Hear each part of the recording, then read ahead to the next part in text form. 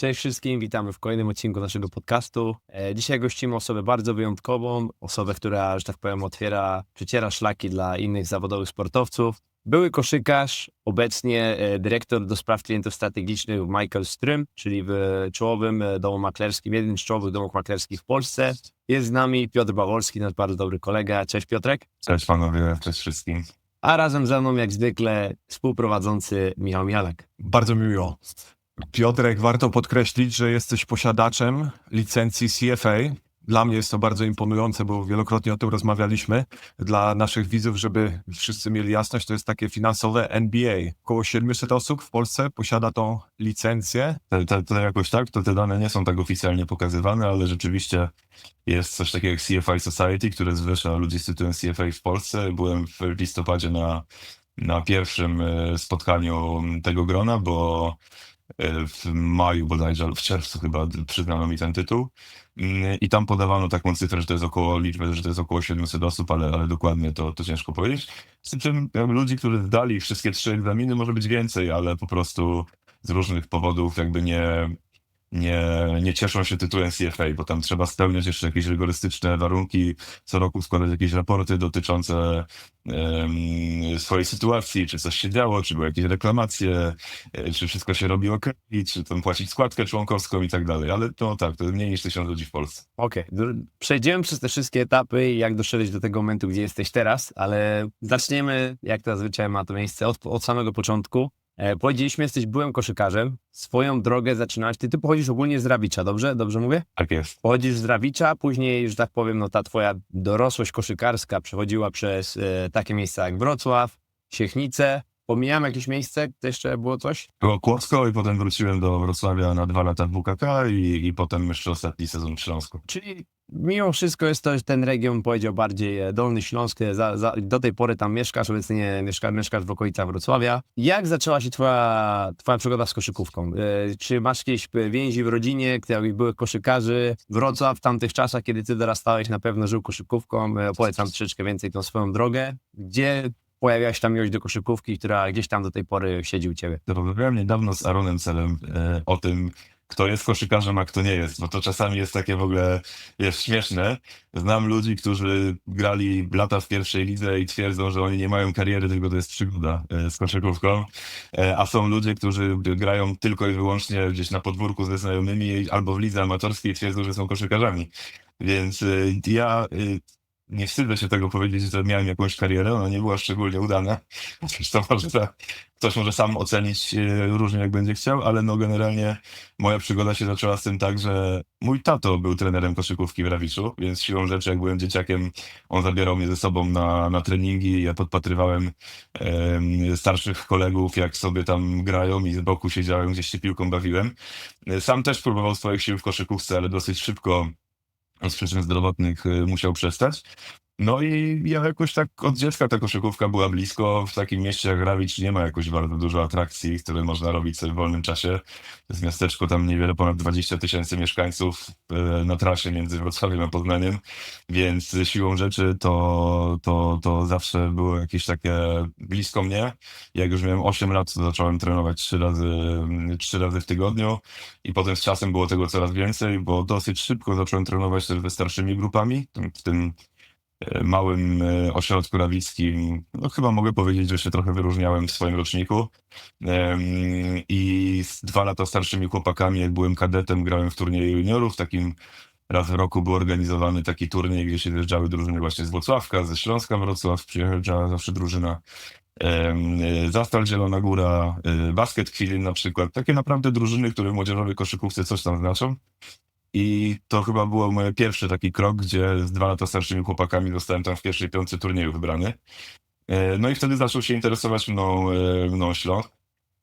Po kolejnym roku dostałem propozycję, żeby się tam przenieść. Moja mama mieszkała już wtedy we Wrocławiu, więc miałem gdzie jakby spać.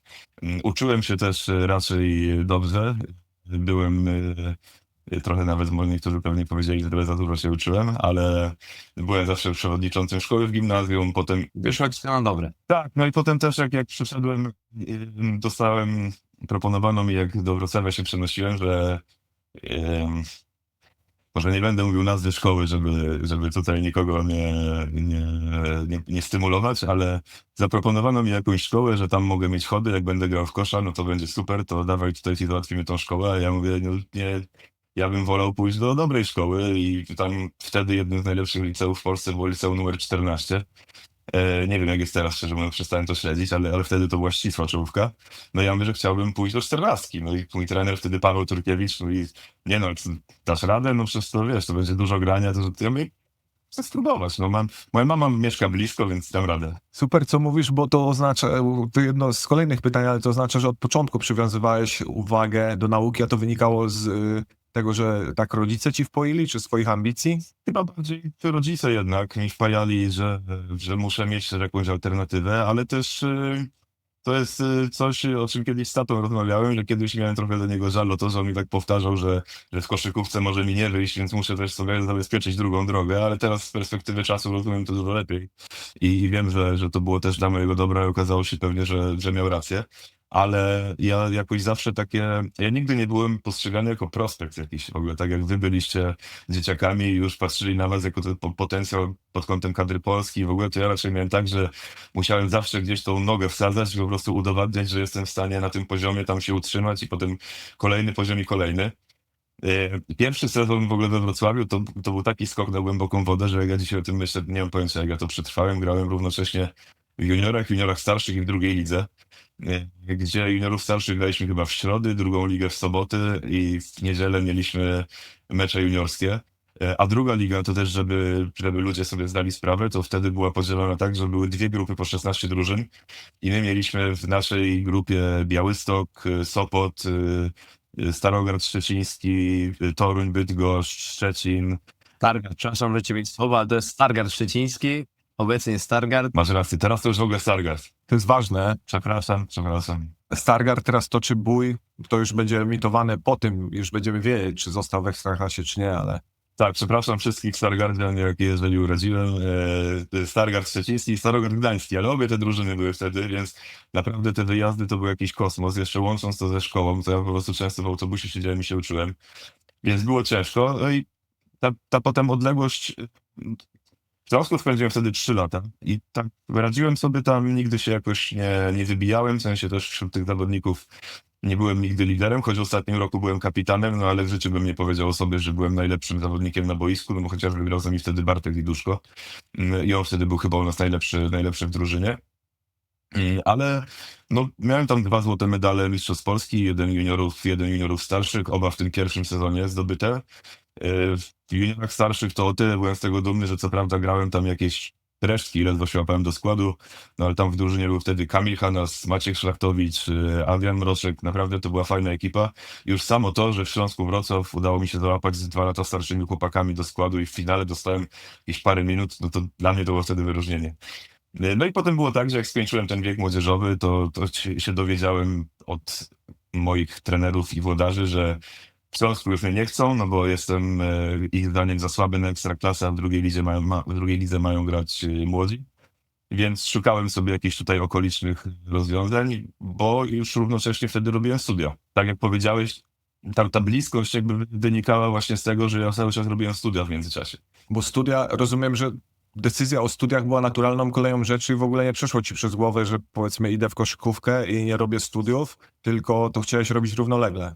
Tak, ja chyba nie byłem nigdy na takim poziomie, żeby w ogóle się odważyć myśleć o tym, że ja mogę tak życie oprzeć o koszykówkę.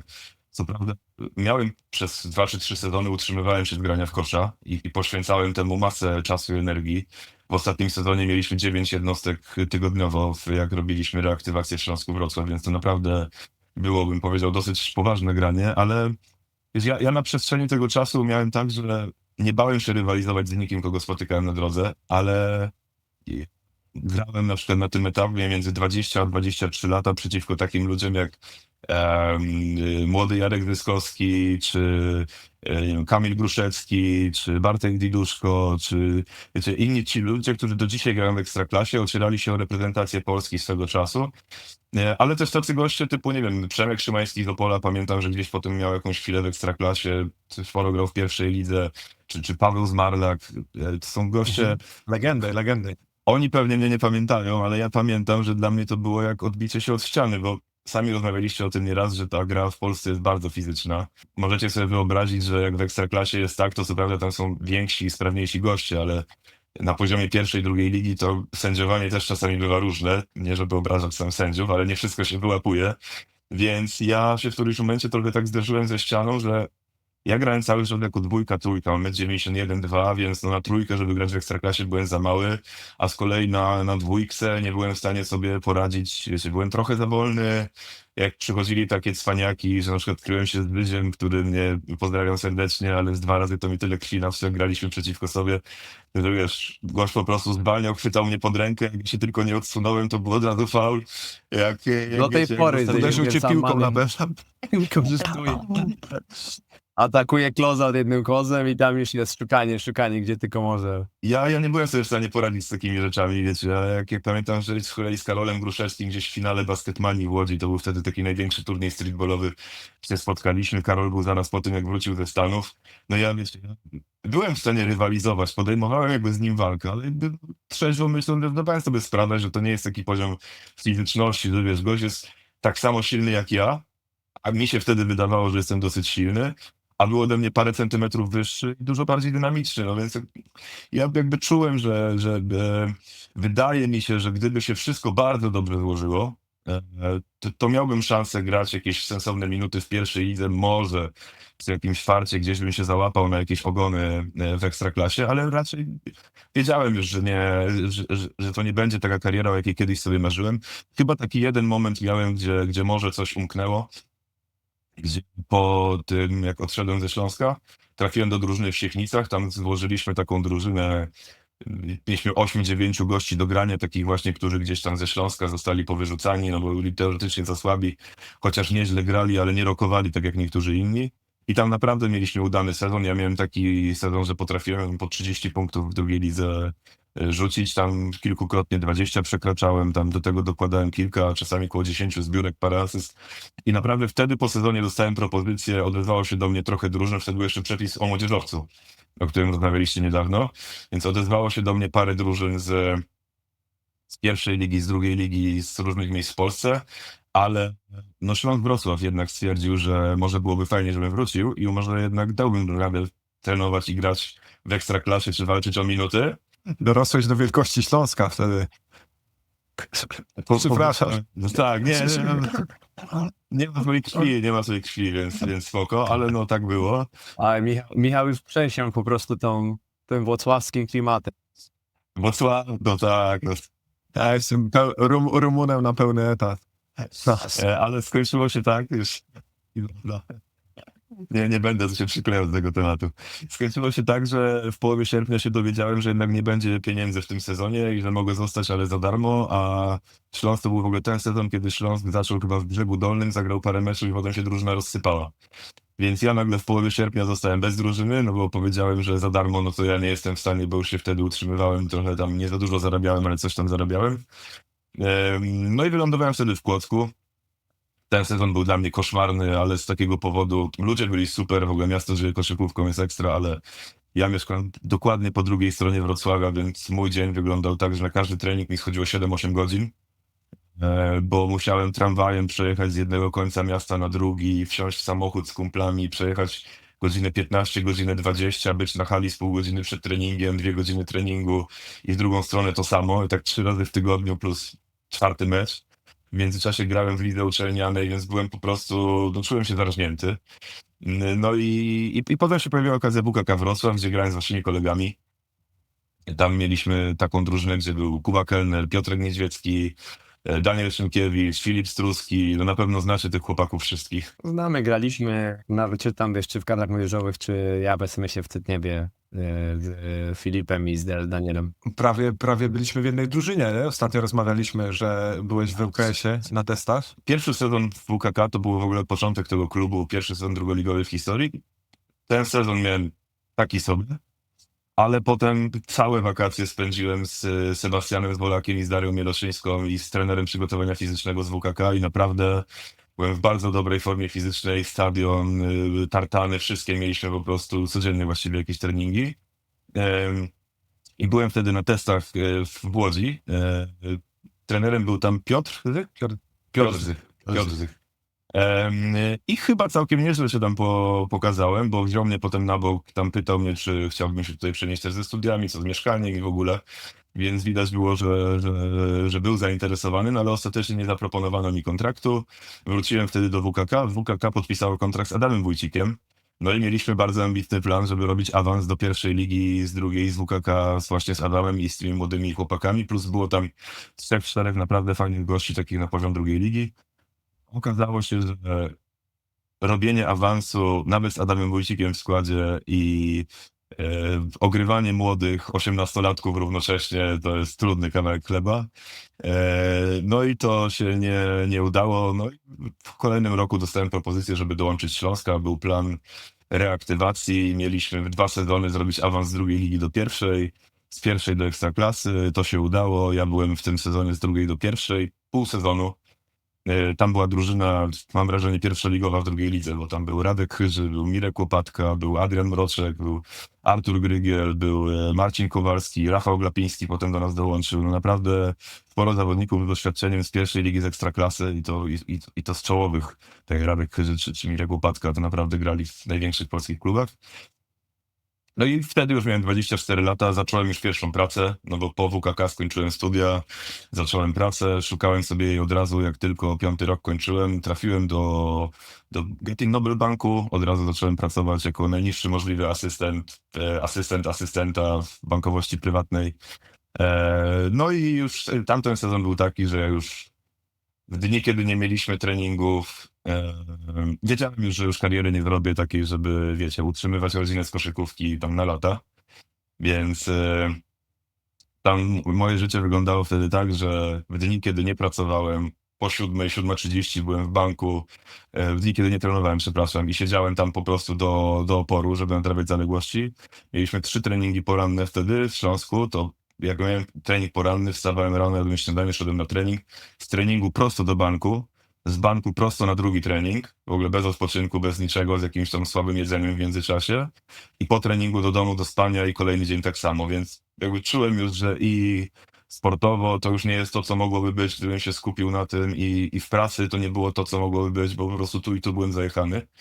No a potem tak się złożyło, że klub podjął decyzję, jak Rafała Glapińskiego do nas ściągnęli, że to mają 13 zawodników, a będzie grało pewnie 12, więc bez sensu płacić 13. No i że z kim się trzeba pożegnać, padło na mnie. Względy osobiste zadecydowały, że już nie mogłem bardzo wyjechać z Wrocławia, bo moja mama zachorowała wtedy na białaczkę, trafiła do szpitala na tam ponad pół roku, miała chemioterapię, przeszczep szpiku. I ja miałem tą swoją pracę, mamy w szpitalu, no więc no jakby wybór był oczywisty, że podążanie za jakimś listem coraz mniej prawdopodobnym sukcesem sportowym na poziomie, nie wiem, grania z sukcesami w ekstraklasie albo no, rodzina w szpitalu plus praca, która jest dobrze rokująca na lata do przodu, no to już niestety tam była bitwa serducha i rozumu, no ale wydaje mi się z perspektywy czasu, że dobrze wybrałem. To jest zawsze ciężki moment na takie decyzje, bo jakby nasze takie marzenia, które mamy jakby dorastając, konfrontują się z, nazwijmy to, rzeczywistością, ale no właśnie, bo teraz po latach, gdzie już jakby jesteś długi czas od tej decyzji, myślę, że jesteś w miejscu, gdzie czujesz się komfortowo z tym, jaki sukces osiągnąłeś, bo myślę, że można powiedzieć spokojnie, że osiągnąłeś sukces w swojej branży, a jednocześnie dalej jesteś ciągle przy koszykówce. Prowadziłeś podcast, o którym rozmawialiśmy też i Tak. ciągle na bieżąco współpracujesz też ze sportowcami chyba w tym, co robisz na co dzień. To wyniknęło trochę tak naturalnie w którymś momencie. Muszę przyznać otwarcie, że jeszcze z 3-4 lata temu, może inaczej, zanim wróciłem do koszykówki, czyli zanim zacząłem współpracować z koszykarzami, to było bardziej gdzieś w dobie COVID-u 4-5 lata temu, miałem trochę tak, że patrzyłem czasami, wiecie, patrzyłem na Karola Gruszyckiego, na Mateusza Dziębę, na Bartka Diduszko, przepraszam, na Jarka Zyskowskiego i tak sobie myślałem, kurde, te kariery różnie się potoczyły, ale oni doszli w to miejsce. Ja nie czułem się tak dużo gorszy, może jakbym się skupił, to może też mogłem tam być i tak serducho trochę bolało, ale jednocześnie jakby to nie zabrzmiało, to czasami sobie myślę, kurde, to w sumie w lepszej sytuacji niż oni, niektórzy z nich przynajmniej, bo mam przed sobą 30 parę lat kariery, też mam nadzieję, że nie, ale no jakby nie mam takiego limitu czasowego, mogę się cały czas jakby rozwijać bez tej presji. Wy wiecie lepiej niż ja, jaka to jest ciężka praca, jak wiele zmiennych jakby po drodze spotykasz, które determinują, czy odniesiesz sukces, czy nie i jak szybko ten sukces może potem gdzieś wyparować, więc wydaje mi się, że moje życie jest dzisiaj dużo bardziej stabilne, moja rodzina jest w innym miejscu niż by była, gdybym próbował się upierać przy tej koszykówce. Już też zacząłem widzieć moich kolegów starszych albo nawet rówieśników, którzy wiecie, mając 30 lat mają endoprotezę biodra i nie są w stanie normalnie funkcjonować, albo ludzie, którzy kończą karierę, nie wiem, grali w pierwszej lidze przez lata, no niby fajnie, zarabiali te kilka tysięcy miesięcznie, no i to jest fajnie tu i teraz, no ale co z tym potem zrobić, jak kończysz grać? I coraz więcej słyszałem takich historii, gdzie zawodnicy po prostu pracowali w jakichś takich, no, pracach, w których nie chciałbyś, żeby ludzie pracowali, typu sortownia śmieci, jakieś takie najprostsze prace, no bo nie mieli co z sobą zrobić, że nie mieli żadnych kwalifikacji, kończyli mając 30 parę lat swoją karierę, nie mieli za dużo pieniędzy odłożonych. Trudne życie to jest później, więc wydaje mi się, że z czasem coraz bardziej to akceptowałem i dzisiaj już mam z tym pełen spokój. Czuję, że tak po prostu musiało być i moja rola była inna i nie byłem po prostu na tyle dobry, to mogę to otwarcie powiedzieć. Ale no, chociaż czasami za tym tęskniłem, to wydaje mi się, że dobrze się skończyło. Poruszyłeś fajny temat, bo tak jak mówisz, jesteś teraz w takim miejscu swojej kariery zawodowej, gdzie masz przed sobą kilkanaście, 20, 30 lat i twoja kariera zawodowa idzie ciągle do przodu, budujesz swoją pozycję i mimo, że wtedy zaryzykowałeś, znaczy poszedłeś inną ścieżką i nie poszedłeś w koszykówkę, poszedłeś w budowanie, powiedzmy, swojej kariery od zera w zupełnie innej branży. I teraz dochodzimy do tematu, gdzie my jako sportowcy mamy bardzo krótki okres życia zawodowego, czyli to powiedzmy 15-20 lat, czyli takie gdzieś 35-40 kończysz granie, daj Boże, na wysokim poziomie. Ja o tyle, ile interesuję się finansami, to już wielokrotnie rozmawialiśmy, jest taka filozofia FIRE, czyli tego przejścia na emeryturę wcześniejszego i osiągnięcia wolności finansowej. I jest moja taka teza, że kariera sportowca jest takim, wymusza na tobie w pewien sposób takie podejście tej filozofii FIRE, bo ty wiesz, że zaczynasz tak z head startem, czyli zaczynasz z wyższego pułapu niż twoi rówieśnicy, zarabiając prawdopodobnie większe pieniądze w wieku 19-20 lat, gdzie ludzie dopiero zaczynają studia, a jednocześnie w wieku 35 lat, powiedzmy, spadasz z klifu zarobkowego, czyli lecisz bardzo w dół i twoje, powiedzmy, życiowe umiejętności, które budowałeś przez swoją karierę zawodową, nie zawsze są bezpośrednio przekładają się na możliwość pracy gdzie indziej. No i teraz jest ten właśnie aspekt zbudowania, inwestowania na przestrzeni swojej kariery, mądrego zarządzania, żeby mieć jakiś komfort po swojej karierze, żeby być w stanie jakby nie mieć przymusu albo mieć komfort tego, że to, co zapracowaliśmy przez swoją karierę, daje nam jakieś bezpieczeństwo. I teraz jak z twojej perspektywy pracy, z którą się teraz zajmujesz zawodowo, wygląda taka świadomość sportowców, czy ogólnie ludzi, z którymi miałeś do czynienia ze świata sportu na temat takiej edukacji finansowej czy zarządzania swoim majątkiem? 100% się z tobą zgadzam i zaraz chętnie tą myśl rozwinę, ale jeszcze wrócę tylko do jednej rzeczy, którą kiedyś Tomek u Kamila Hanasa bodajże bardzo fajnie opowiedział, że ten koniec kariery, on nie tylko jest, to jest trudna rzecz, skończyć karierę i wiesz, zacząć zupełnie inne życie. I to nie tylko finansowo, ale też tak... Organizacyjnie. To pokrótce tylko powiem, wiesz, my żyjemy ostatnie, nie wiem, 10-15 lat naszego życia, że ktoś tak naprawdę ustawia nam cały plan dnia, tygodnia. Przykładowo, że ja podpisuję nowy kontrakt, ja przyjeżdżam do nowego klubu, pierwszego dnia poznaję kierownika, prezesa, trenera i tak dalej, chodzę do szatni, mam nowych kolegów najbliższe 10 miesięcy, dostaję od razu terminarz, jaki będzie plan tygodnia i tak dalej, i tak dalej. Krok po kroku, jeżeli jesteś w nowym miejscu, poznajesz jakieś tam miejsce, też zbytnio, jeżeli wiesz, że nie jesteś na umowie długoterminowej, no to raczej nie przywiązujesz się zbytnio do tego miejsca i tak krążysz z miejsca do miejsca i potem nagle się budzisz, mając te 35 lat i to jeszcze my mówimy, wydaje mi się, że razem z Michałem jesteśmy w bardzo uprzywilejowanej sytuacji, bo jesteśmy tymi sportowcami, którzy są w stanie zarabiać i oszczędzać te pieniądze, budować jakąś tą swoją edukację, rozwijać się pozaboiskowo i możemy inwestować te pieniądze i myśleć, że tam gdzieś spokojnie budujemy sobie tą przyszłość, ten kolejny rozdział po zakończeniu kariery.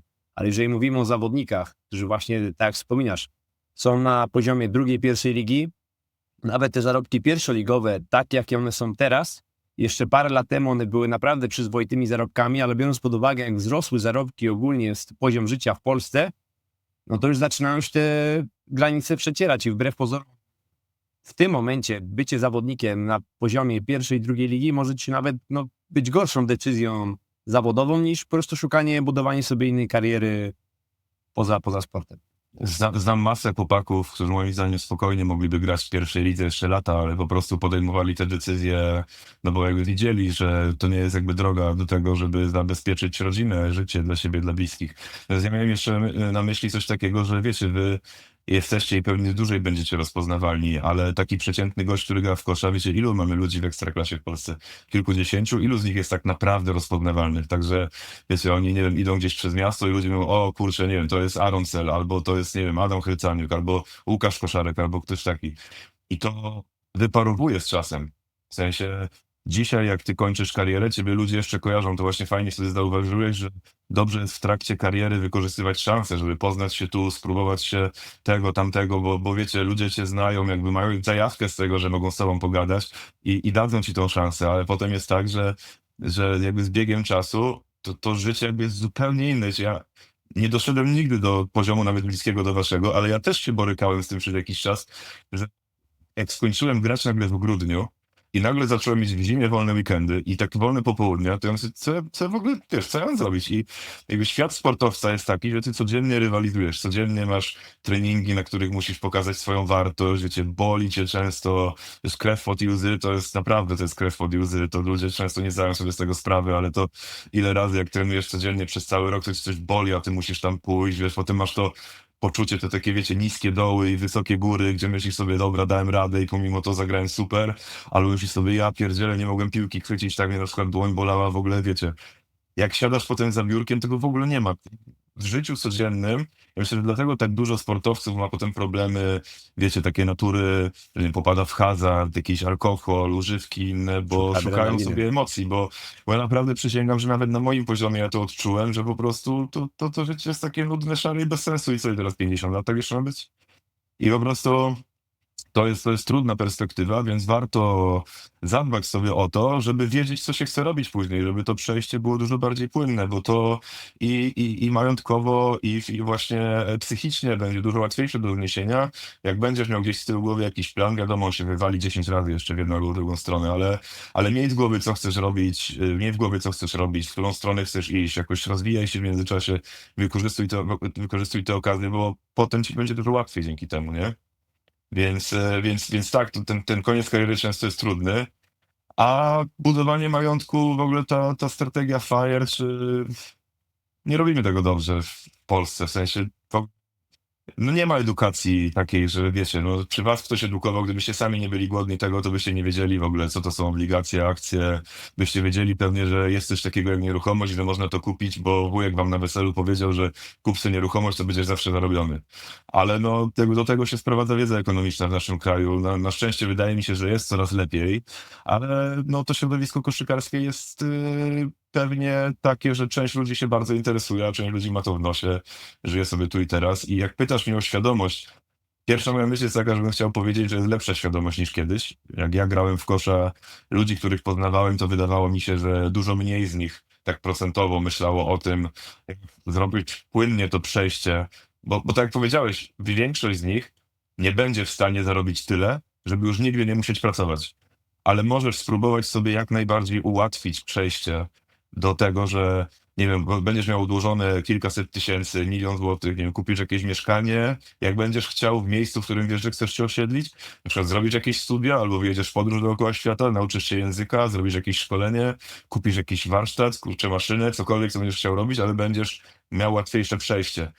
I dzisiaj, jak mnie pytacie, to ja mam wrażenie, że dużo bardziej się o tym myśli, ale wydaje mi się, że jestem bardzo nieobiektywny, bo rozmawiam tylko z tymi, którzy do mnie trafiają i chcą ze mną rozmawiać. Więc to jest pewnie zła grupa porównawcza, no bo jest na pewno dużo koszykarzy, którzy jak, nie wiem, ktoś mu polecił, jest taki Baworski, możesz sobie z nim pogadać, może coś ci podpowie. A, dobra, bez sensu. Więc ci, którzy do mnie już trafiają, to są ludzie, którzy mają jakieś wyobrażenie, mają jakieś obawy i chcą się edukować i zadbać o tą sferę życia, ale cały czas wydaje mi się, że ta część, która tego nie robi, jest nadal bardzo duża.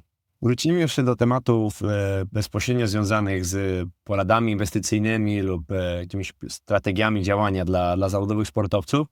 Ja bym chciał jeszcze wrócić do tego etapu, jak ty powiedziałeś, że już jak kończyłeś tą sportową karierę i zacząłeś pracę w banku, tej bankowości prywatnej, private banking, czy od początku chciałeś iść właśnie w ten świat finansów, czy to od zawsze była jakaś taka droga, do której ci ciągnęło, czy to po prostu stwierdziłeś, okej, to jest jakaś tam ścieżka, którą teraz sobie wypróbuję i zobaczymy, co z tego Nie, będzie.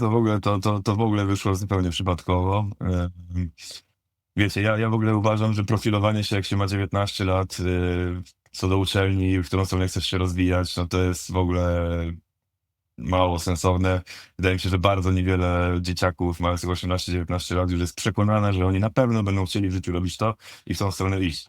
Ja powiem szczerze, że w ogóle zastanawiałem się między ekonomiczną, między wyższą szkołą oficerską i nawet jeszcze rozważałem wyższą szkołę teatralną, bo jakoś tak sobie po prostu miałem takie, że myślałem sobie, że tu może być fajnie, tam może być fajnie i koniec końców decyzja, że ja w ogóle pójdę na ekonomiczną we Wrocławiu, to się wiązała z tym, że pomyślałem sobie, dobra, jestem dobry z matmy, angielski ogarniam, chcę wiedzieć, co robić z kasą, no to idę na ekonomiczną. Jak kończyłem studia, no to po prostu poszedłem, było coś takiego na zrzeszenie Kuźnia Kadr i tam ludzie wystawiali ogłoszenie o pracę. No ja po prostu wszystkie numery sobie pospisywałem, adresy e-mail, powysyłałem CV-ki po prostu wszędzie, gdzie się da. I to jest w ogóle ciekawe, bo wydaje mi się, że może być przydatne.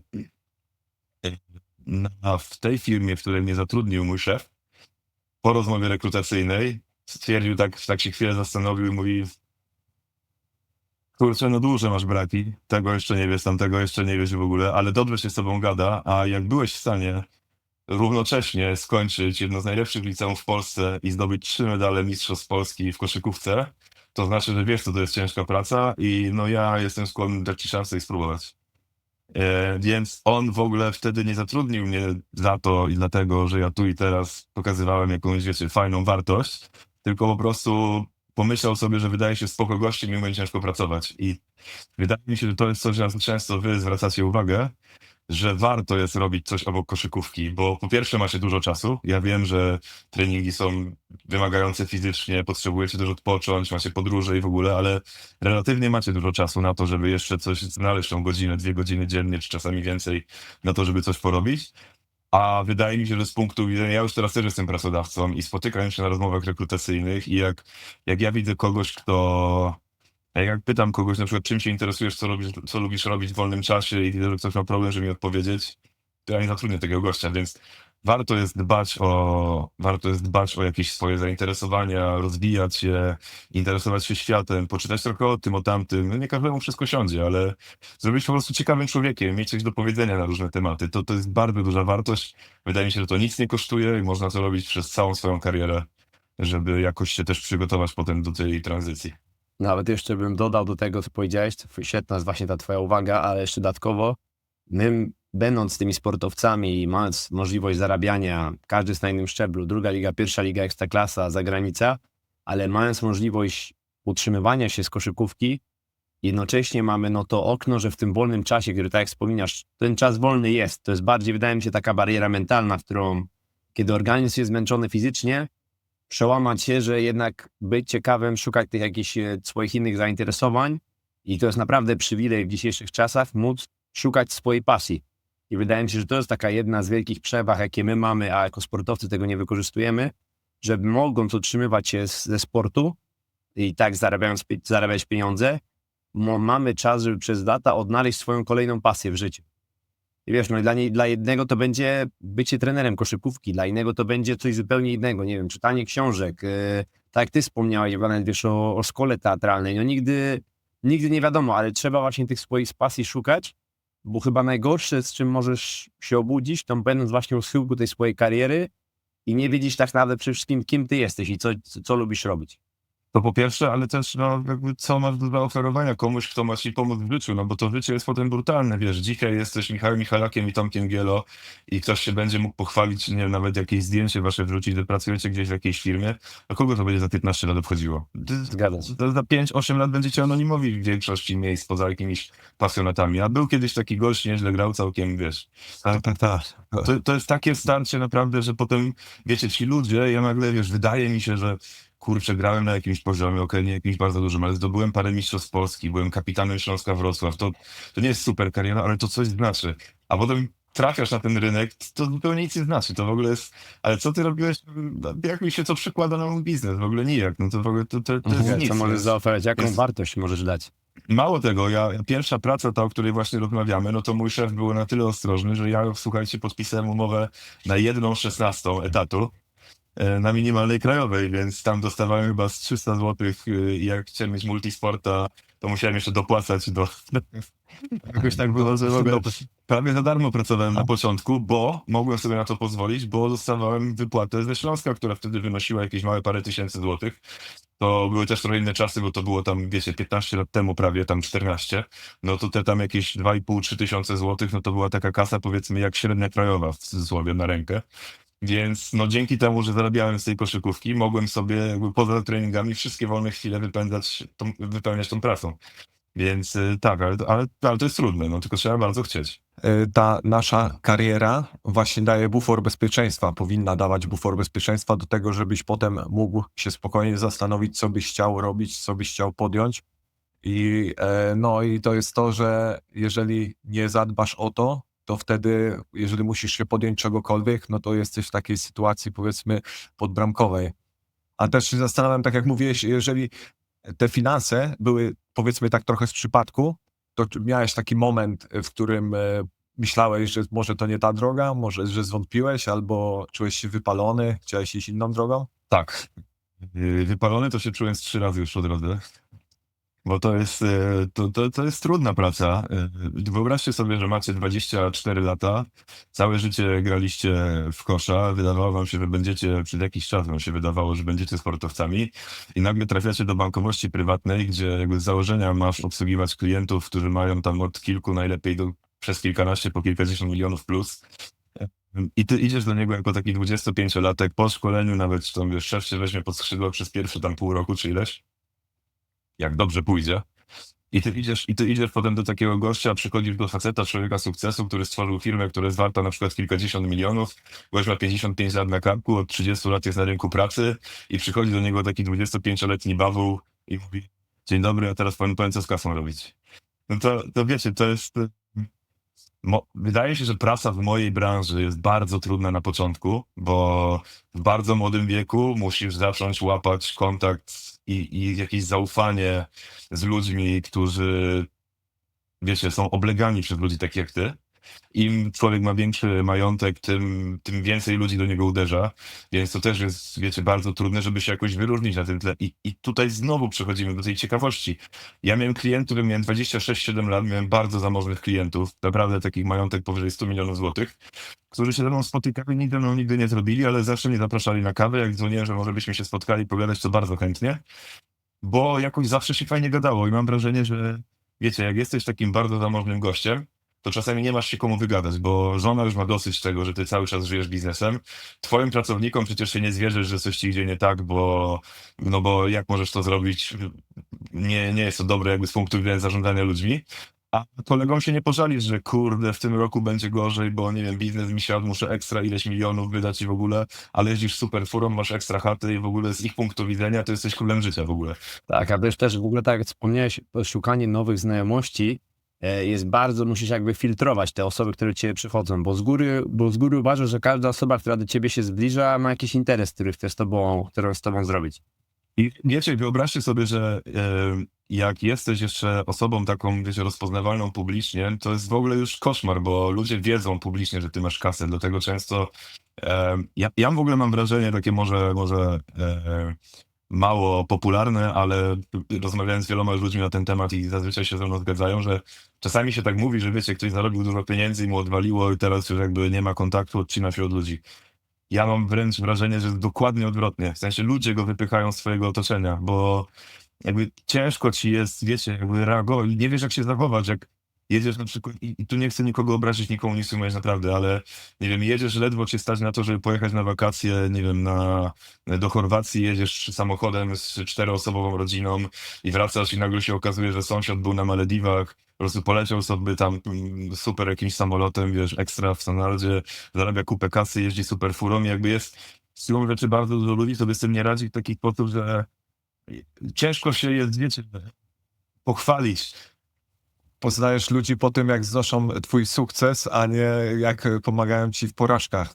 To też, ale to też wiecie, no nawet takie, ja to trochę rozumiem, no bo to jest trudne, że jeżeli ty jedziesz na wakacje do Chorwacji i potem chcesz się spotkać z kumplem, który był na Malediwach i mu powiedzieć, ty w tych wakacjach było tak super, wszystko było i myślisz sobie, no dobra, no jednak nie, jednak, wiesz, dla ciebie to pewnie nie jest to trudne. To jest podobnie trochę jak u nas. Jako koszykarze często mamy jakieś problemy, które no, dla normalnego człowieka mogą się wydawać idiotyczne. Na co my możemy narzekać, czy zarabiamy duże pieniądze, wiesz, możemy oszczędzać, inwestować, przecież to jest proste życie, wiesz, no.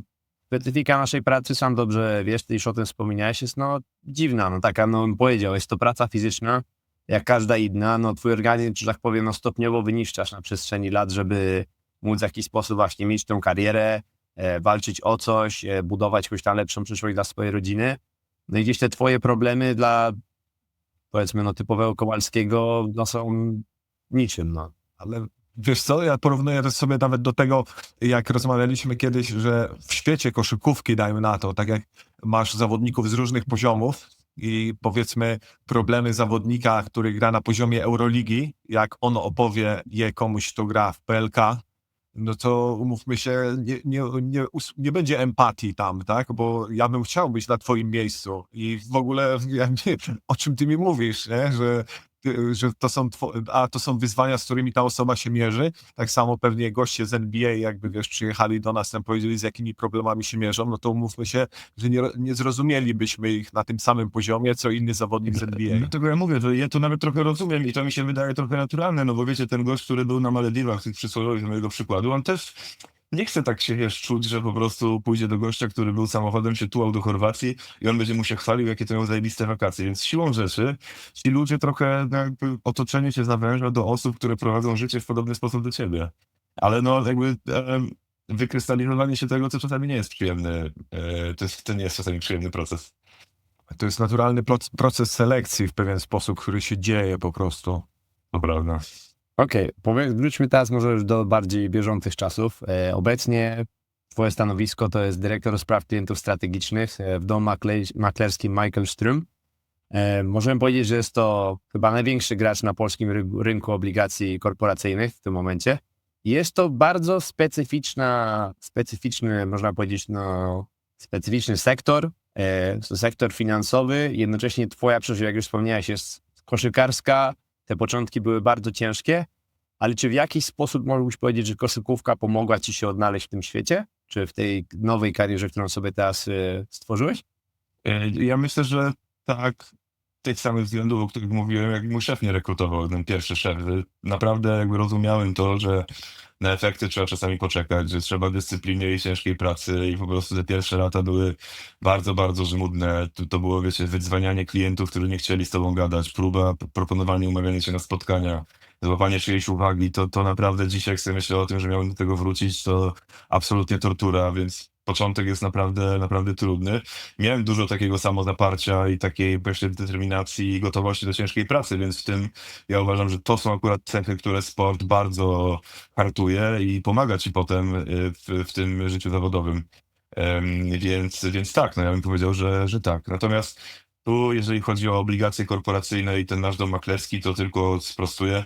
Robimy najwięcej emisji na całym polskim rynku, tu jesteśmy zdecydowanym liderem, obsługujemy najwięcej emitentów, ale są cały czas dwa banki duże, PKO i bodajże Santander, albo chyba Santander, które no, wolumeny robią ogromne i dużo większe, no bo oni robią kilka emisji w roku, ale na kwoty po kilkaset milionów złotych każda na przykład, no to jest dzisiaj jeszcze poza naszą ligą, ale tak, no jak dołączyłem do tego domu maklerskiego 9 lat temu, no to był właściwie, można powiedzieć, startup. To była firma, która rok była na rynku i zatrudniała wtedy, myślę, kilkanaście osób, z czego chyba 5 sprzedaży, cały zarząd to było wtedy 4 osoby plus kilka, może 10 osób w centrali od wszystkiego. I po prostu klienci nie mieli dostępu do rachunków maklerskich, po prostu musieli nam zaufać tak, że po prostu przelewają kasę, nie wiedzą gdzie, była partyzantka level hard, ale przez te 9 lat wydaje mi się dobrą, rzetelną pracą, no wywalczyliśmy sobie taką pozycję już naprawdę niepomijalną na tym rynku instrumentów finansowych i cały czas chcemy ją rozwijać. Jak zaczynamy tematy rynków finansowych, tak, jeżeli chodzi o w ogóle Polskę, mam wrażenie, że ciągle u nas giełda, instrumenty finansowe są trochę postrzegane jak kasyno, że jak sprawdzałem statystyki, na 2,5 biliona depozytów 40% to są ciągle takie konta bieżące, nieoprocentowane i na ile ta świadomość finansowa u nas, mówię ogólnie w Polsce, zmienia się na przestrzeni lat i na ile coraz więcej osób zaczyna inwestować na rynkach kapitałowych z swojej perspektywy? Wydaje mi się, że jest coraz lepiej, ale to tempo jest chyba niezadowalające, bo wydaje mi się, że w ogóle robimy wszystko na odwrót. Jak sobie popatrzycie rzeczywiście na ten udział i te proporcje, no to jest zastraszające, jak dużo pieniędzy leży na depozytach i na zwykłych jakichś nieoprocentowanych czasami kontach, gdzie no mamy przecież obligacje skarbowe detaliczne, gdzie można absolutnie bez żadnego ryzyka i dużą płynnością zarabiać dzisiaj 5,7% w skali roku w ogóle i zaklepać to sobie na 3 lata. A ludzie nie mają pojęcia o tym. Jak sobie popatrzycie na strukturę rynków, to taki klasyczny, rozwinięty rynek kapitałowy jest zbudowany tak, że jest najwięcej obligacji skarbowych i korporacyjnych, to jest zazwyczaj największa część portfela. To jest, nie wiem, dla każdego to będzie inaczej, ale załóżmy, nie wiem, 60-70% portfela, 20-30% to są akcje. Czasami się tam znajdzie trochę surowców i potem są te instrumenty, tak zwane alternatywne instrumenty finansowe, czyli nieruchomości, wiecie, jakieś kryptowaluty, tego typu rzeczy. U nas jest dokładnie odwrotnie, w sensie każdy Polak, taki go-to inwestycja to jest po prostu nieruchomość. Zarobiłeś jakąś pierwszą kasę, której nie potrzebujesz, zapakuj się w kredyt, potraktuj to jako wkład własny i już. Ludzie absolutnie nie mają jakby wiedzy, która pozwoli im ocenić, czy to jest dobra inwestycja, czy nie. Po prostu to jest nieruchomość w fajnym miejscu, to na pewno będzie super. Ale tak samo potem, jak rynek kapitałowy, jeżeli już ktoś do niego dojdzie, to zazwyczaj kojarzy tylko z akcjami. Jak wiecie, obligacje korporacyjne w Polsce to jest młody rynek, dlatego to jest dosyć zrozumiałe, ale one są powiedzmy od 20 lat jest ich coraz więcej tych emisji, coraz bardziej są popularne, ale to naprawdę bardzo stopniowo my do klientów musimy z tym się zbijać i zrozumienie tego jest coraz większe, ale cały czas bardzo nieduże. A przecież tak naprawdę, wiecie, to tu możemy pewnie godzinami o tym zaraz rozmawiać, o teorii inwestowania, co ma jakie plusy, jakie minusy, no bo dopóki instrumenty są fair wycenione i to nie jest jakaś nieuczciwa oferta, typu ktoś po prostu chce wyłudzić kasę i robi emisję obligacji, albo nie wiem, ktoś ci sprzeda jakąś nieruchomość z wadą prawną, czy dostajesz akcję spółki, która jest wydmuszką, dopóki jakby pominiemy sobie wszystkie te takie sytuacje, no to każdy instrument finansowy, czy to jest lokata bankowa, czy to są obligacje skarbowe, korporacyjne, akcje, krypto, czy nieruchomości, mają swoje wady i mają swoje zalety. Nie ma jednego rozwiązania, które w każdej sytuacji jest dobre dla każdego.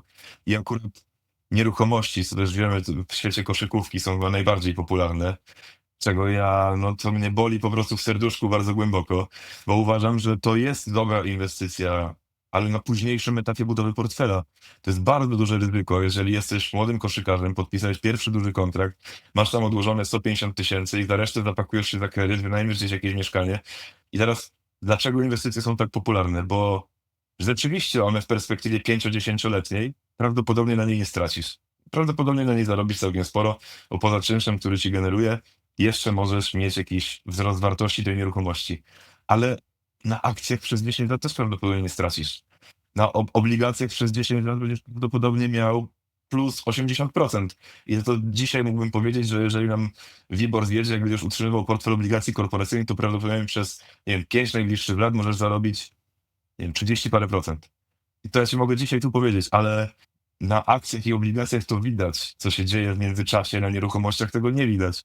Bo tak naprawdę dopóki nie chcesz sprzedać tej nieruchomości, to nie masz pojęcia, co się dzieje z jej wartością. Tak, i różne inwestycje mają też różną płynność. Na przykładowo nieruchomość nie jest płynnym płynną I inwestycją. wyobraź sobie, że pakujesz teraz całą tą kasę w tą nieruchomość i nagle dzieje się coś takiego, że nie wiem, twoja kariera, coś się z nią dzieje, nie wiem, masz problemy, tak jak Przemek Karnowski ostatnio opowiadał. No kto by pomyślał, że jego kariera tak szybko się posypie po prostu w dół.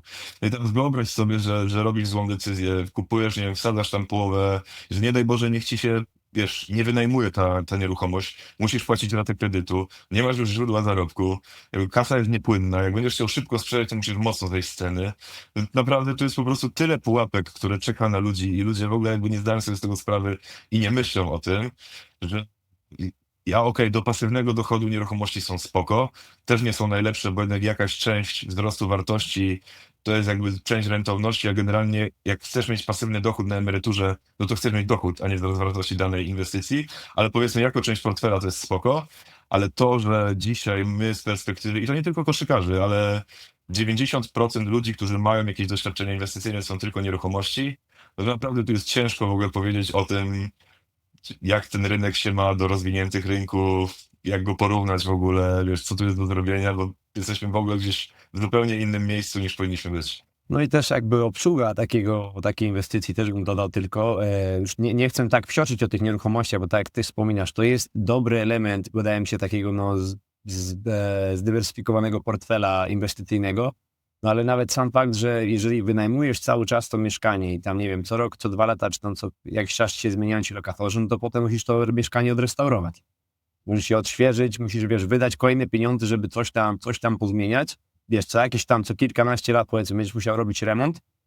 W międzyczasie na przykładowo obsługa, czy nie wiem, właśnie obligacji, czy nawet akcji, czy nawet inwestowanie w jakieś w ETF-y, tego typu rzeczy, koszt obsługi takiej inwestycji jest znacznie mniejszy.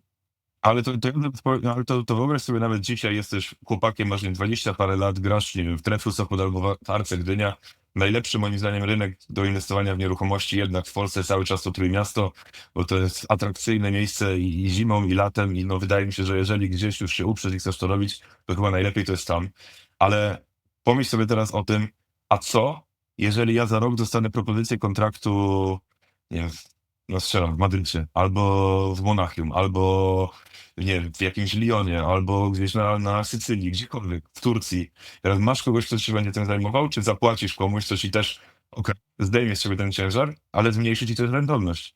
No bo jednocześnie komuś będzie musiał zapłacić za to, żeby się tym zajmował. Więc ja mówię, nieruchomości są spoko, naprawdę to jest instrument, który można dobrze wykorzystać i zazwyczaj rzeczywiście one bardzo fajnie zyskują na wartości w dłuższej perspektywie, ale absolutnie nie uważam, że to powinien być pierwszy instrument, od którego zaczynasz inwestowanie, zwłaszcza jeżeli żyjesz w takim świecie trochę jak wy, gdzie nie wiesz, ile twoja kariera potrwa, nie wiesz, jak długo będziesz zarabiał i ile, nie wiesz, jak będą wyglądały twoje przepływy, bo nagle klub ci przestanie płacić, bo się sponsor jakiś wycofał. Przecież nie raz i nie dwa mieliśmy do czynienia z takimi historiami, że nagle się robiły jakieś problemy z płatnościami, więc spokojnie, ale do tego można dojść po czasie. Ja tak jak myślę sobie o wyzwaniach, które stoją ogólnie przed nami, sportowcami, tak rozmawiając ze swoimi kolegami, czy z drużyn, czy ze środowiska, to na pewno te psychologiczne wyzwania, o których ty mówisz, czyli wyceny ciągłe instrumentu na rynku, tego, że nie widzisz, jak nieruchomości są na co dzień wyceniane, a na rynku akcji, czy rynku giełdowym widzisz to, jak na co dzień się zmienia i zniesienie na początku tych strat bądź zysków jest ciężkie. Ale też ostatnio myślałem sobie przed tą rozmową, na przykład co ja powiedziałbym sobie, bo też interesuję się inwestowaniem, ekonomią, gospodarką, kiedy zaczynałem grać w koszykówkę, nie? Bo ja miałem 16 lat, kiedy miałem jakieś tam stypendium, powiedzmy zarabiałem pierwsze pieniądze.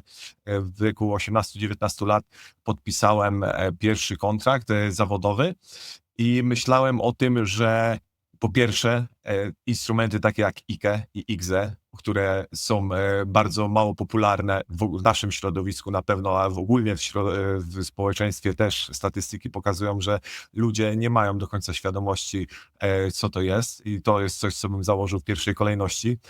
Po drugie, obligacje detaliczne, obligacje skarbowe, o których ty mówiłeś i których tam nie chcę brzmieć jak kaznodzieja, ale też jak ktoś lubi rozmawiać na ten temat, też przedstawiam jako pierwszy taki instrument startowy, który jest z podobnym ryzykiem jak lokata bankowa i który może pokazać, jak generować tak faktycznie pasywny przychód. I jak ty byś podszedł, powiedzmy, jako ekspert do tego, jako sportowiec zacząć swoją edukację, tak w takim wieku, powiedzmy 16-18 lat, jeżeli jest ktoś na tyle świadomy, żeby to zrobić i od czego zacząć swoje inwestowanie, pomijając to, że wiadomo, ta edukacja jest w ogóle priorytetem. I ja mogłabym jeszcze dodać jedną rzecz, że tak jak psychologicznie powiedziałeś o inwestowaniu, że ono potrafi być trudne, bo tam jest duża zmienność, ale jeszcze jak ludzie są tak bardzo przekonani do nieruchomości, to w jakiej sytuacji oni zazwyczaj decydują się na przykład sięgnąć po akcje? To jest największy błąd sprzedażowy, coś, co jest zawsze najłatwiejsze, karygodne i robią to po prostu w większości instytucji takich finansowych, ale sprzedajesz na historyczne wyniki. Czyli na przykład fundusze akcji zarobiły 30% w zeszłym roku i ty idziesz do pana Kazia i mówisz, panie Kaziu, po co panu te nieruchomości, jak tutaj można mieć plus 30, w ogóle nie wychodząc stąd, zaraz tutaj podpiszemy papiery, będzie git. I jakby to jest taki poziom proponowania tych rozwiązań po prostu bardzo często karygodny. Często ci doradcy nie zdają sobie sprawy z tego, co robią, ale no jakby klienci też nie są w stanie tego później zweryfikować. I bardzo często, jak ja mam jakieś doświadczenia z ludźmi, którzy są wrażeni do rynku kapitałowego, to właśnie przez to, że inwestowali w takiej sytuacji pierwszy raz. Że zobaczyli, że sąsiad im powiedział, że zarobił 20% na tym, tam kuzyn powiedział, że zarobił 40% na tym, zobaczył jakieś wyniki funduszu, poszedł do banku i mówi, a nie, to ta lokata na 4%, to tam to bez sensu, to ja wolę tutaj ten fundusz, to 30% zarabia rocznie. I to potem jak no, siłą rzeczy punkt startowy jest po prostu bardzo zły. Od czego ja bym zaczął? Zacząłbym od najprostszych rozwiązań. No, ja przede wszystkim coś, co mi szef polecił na początku. Czytać, nawet jak nie rozumiesz na początku za dużo, czytać dużo jakiejś prasy finansowej. Bardzo proste rzeczy, bo nie będziesz rozumiał dużo na początku, ale w którymś momencie coś zacznie trybić. Zaczniesz, okej, dobra, tu czytałem kiedyś o tym, to doczytasz sobie gdzieś, wygooglujesz sobie coś i jakby to można zacząć po prostu tak w praktyce, czyli ja nie jestem fanem, żeby, nie wiem, przeciętny Kowalski, który sobie tam gra w kosza, nagle zaczął czytać jakieś książki przeznaczone dla ekonomistów czy dla studentów ekonomii, ale z pewnością jest sporo jakichś takich poradników. Mnie jest ciężko je oceniać, bo ja nigdy z nich nie korzystałem, ale jakieś takie, wiecie, po prostu czytać prasę jakąś ekonomiczną, żeby mieć jakieś odniesienie, żeby się zaciekawić tym, żeby potem pogooglować, podrążyć trochę te tematy.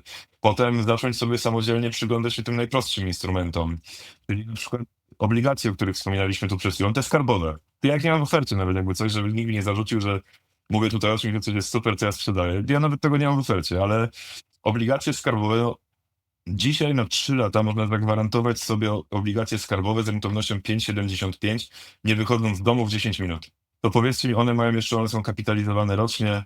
Powiedzcie mi od pierwszego dnia inwestycji w nieruchomość, która nieruchomość da ci te 19% w skali roku, no bo to się będzie nam kapitalizowało na przestrzeni pierwszych 3 lat od dnia zero. Wiecie, jakby popatrzeć tak, każda nieruchomość przez pierwszy miesiąc ci traci. To musisz ponieść jakieś koszty, nie wynajmujesz jej jeszcze, pieniądze już wydałeś. Koszta notarialne, wiesz, no wszystkie te opłaty, ubezpieczenie. Tak, czasami czekasz, aż ci ktoś odda tą nieruchomość. Ludzie w ogóle tego nie liczą. Ja się często spotykam z tym, że kupiłem nieruchomość za 500, wynajmę tam za 2,5 koła, czyli 3 dychy rocznie, no to będzie 6% rocznie. Nie będzie. No, to po prostu to tak nie działa. Jak ktoś chce być fair, to wiesz, kupisz to dzisiaj, dostaniesz to mieszkanie za 3 miesiące, będziesz miał zawsze jakiś miesiąc przestoju, będziesz miał jakieś koszty do poniesienia, tu jakiś PCC, jak kupujesz na rynku wtórnym, albo po prostu, no jest masa po prostu jakichś opłat, które wynikają z różnych stron. Możesz mieć dzisiaj, siedząc tutaj, gadamy jest 21:24, za 10 minut możesz mieć po prostu 5,75. Bez żadnego ryzyka. I teraz, wiecie, to są takie rozwiązania, masa ludzi o nich nie wie. Dowiedzieli się o nich ludzie, jak był skandal, że Mateusz Morawiecki je kupuje i w ogóle jak to jest możliwe, że premier kupuje takie rzeczy. Tak, antyinflacyjne. One są tak naprawdę od kilkunastu, no właściwie w latach 90. Tak zostały jest, one są wprowadzone, po tak? prostu od lat, tylko limit po prostu one, jak mieliśmy inflację na poziomie 2, 1, 0, to wiecie, to te papiery dawały zarobić 2, 3, 4% w skali roku, no to one nie było sexy. No i teraz jak nam nagle wyskoczyło inflacja do 18% i masz 20% bez ryzyka na obligacjach skarbowych, to ludzie po prostu, wow, ale oszust. On po prostu wiedział o czymś, czego oni nie wiedzieli. Tak, bo to są jakby proste działania ekonomii. Kiedy drukujesz dużo pieniądza, to ta inflacja musi urosnąć, a też na EDO i na obligacjach tych rodzinnych ROT masz 2% marży, na ROT 2,5% marży, więc tą marżę sobie blokujesz na 10 lub 12 lat, co jest pewną konstrukcją podobną do obligacji korporacyjnych, tak? Bo ta marża jest stała przez cały okres trwania obligacji, więc zależnie potem od inflacji, odczytu. No ale to tak jak mówisz, jakby tutaj ryzyko jest tak naprawdę podobne, no jest ryzyko bankructwa państwa polskiego, tylko że tutaj, no dobrze wiemy, każdy instrument, tak jak lokata bankowa, tak samo jak ma swoje ryzyko, z tym, że ono jest, uważam, no, na podobnym poziomie, co trzymanie pieniędzy w banku na lokacie. Jeżeli porównujemy obligacje skarbowe do lokaty, no to jeszcze do 100 000 euro do tego poziomu mamy Bankowy Fundusz Gwarancyjny. To jeszcze ma jakiś sens, ale powyżej tej kwoty, no to pieniądze na obligacjach skarbowych będą zawsze bezpieczniejsze niż w banku na lokacie tak naprawdę. No bo jeżeli trzymasz pieniądze w banku na lokacie, które nie są objęte Bankowym Funduszem Gwarancyjnym, to tak naprawdę tylko wiarygodność tego banku gwarantuje ci, że odzyskasz swoje pieniądze. To w prawie każdej sytuacji wiarygodność banku, nawet typu PKO BP, będzie mniejsza niż wiarygodność państwa polskiego. Więc to są pieniądze, które są po prostu przepalane przez niewiedzę ludzi, że są w ogóle takie produkty, one po prostu te pieniądze leżą gdzieś w ogóle niezaadresowane i ludzie po prostu, masa kasy wypływa przez palce. Wcześniej wspomniałeś o edukowaniu się, czytaniu, szukaniu tych właśnie newsów. Przykładowo, masz na przykład, jeżeli ktoś u ciebie szuka pomocy, porady, sportowiec, albo mówię, no, osoba, która chciałaby się zainteresować tymi rynkami finansowymi, inwestycjami, masz jakąś taką, nie wiem, książkę, podcast, cokolwiek, artykuł, blog, który zawsze z góry polecasz, który wiesz, że słuchaj, zacznij od tego, a potem możemy porozmawiać. I ja, jak wiecie, od jakiegoś czasu, kiedyś miałem taki krótki epizod, a od dobrych kilku miesięcy wróciłem znowu bardziej pilnie do publicystyki i swego rodzaju. I zacząłem też pisać trochę artykułów, felietonów. Oczywiście najbliższe mojemu serduszku są obligacje korporacyjne, bo jest trochę tak, że pracując w banku widziałem, że to, co rozmawialiśmy przed chwilą, ludzie w Polsce bardzo nie lubią zmienności, więc siłą rzeczy instrument taki jak obligacje korporacyjne, które w Polsce są głównie zmienno-kuponowe, powoduje, że zmienności na cenie tam prawie nie ma, ona jest po prostu minimalna. Nie chcę tu mówić o rzeczach typu duration, bo to pewnie nie jest podcast na to, żeby poruszyć takie rzeczy, ale Ja bardzo chętnie.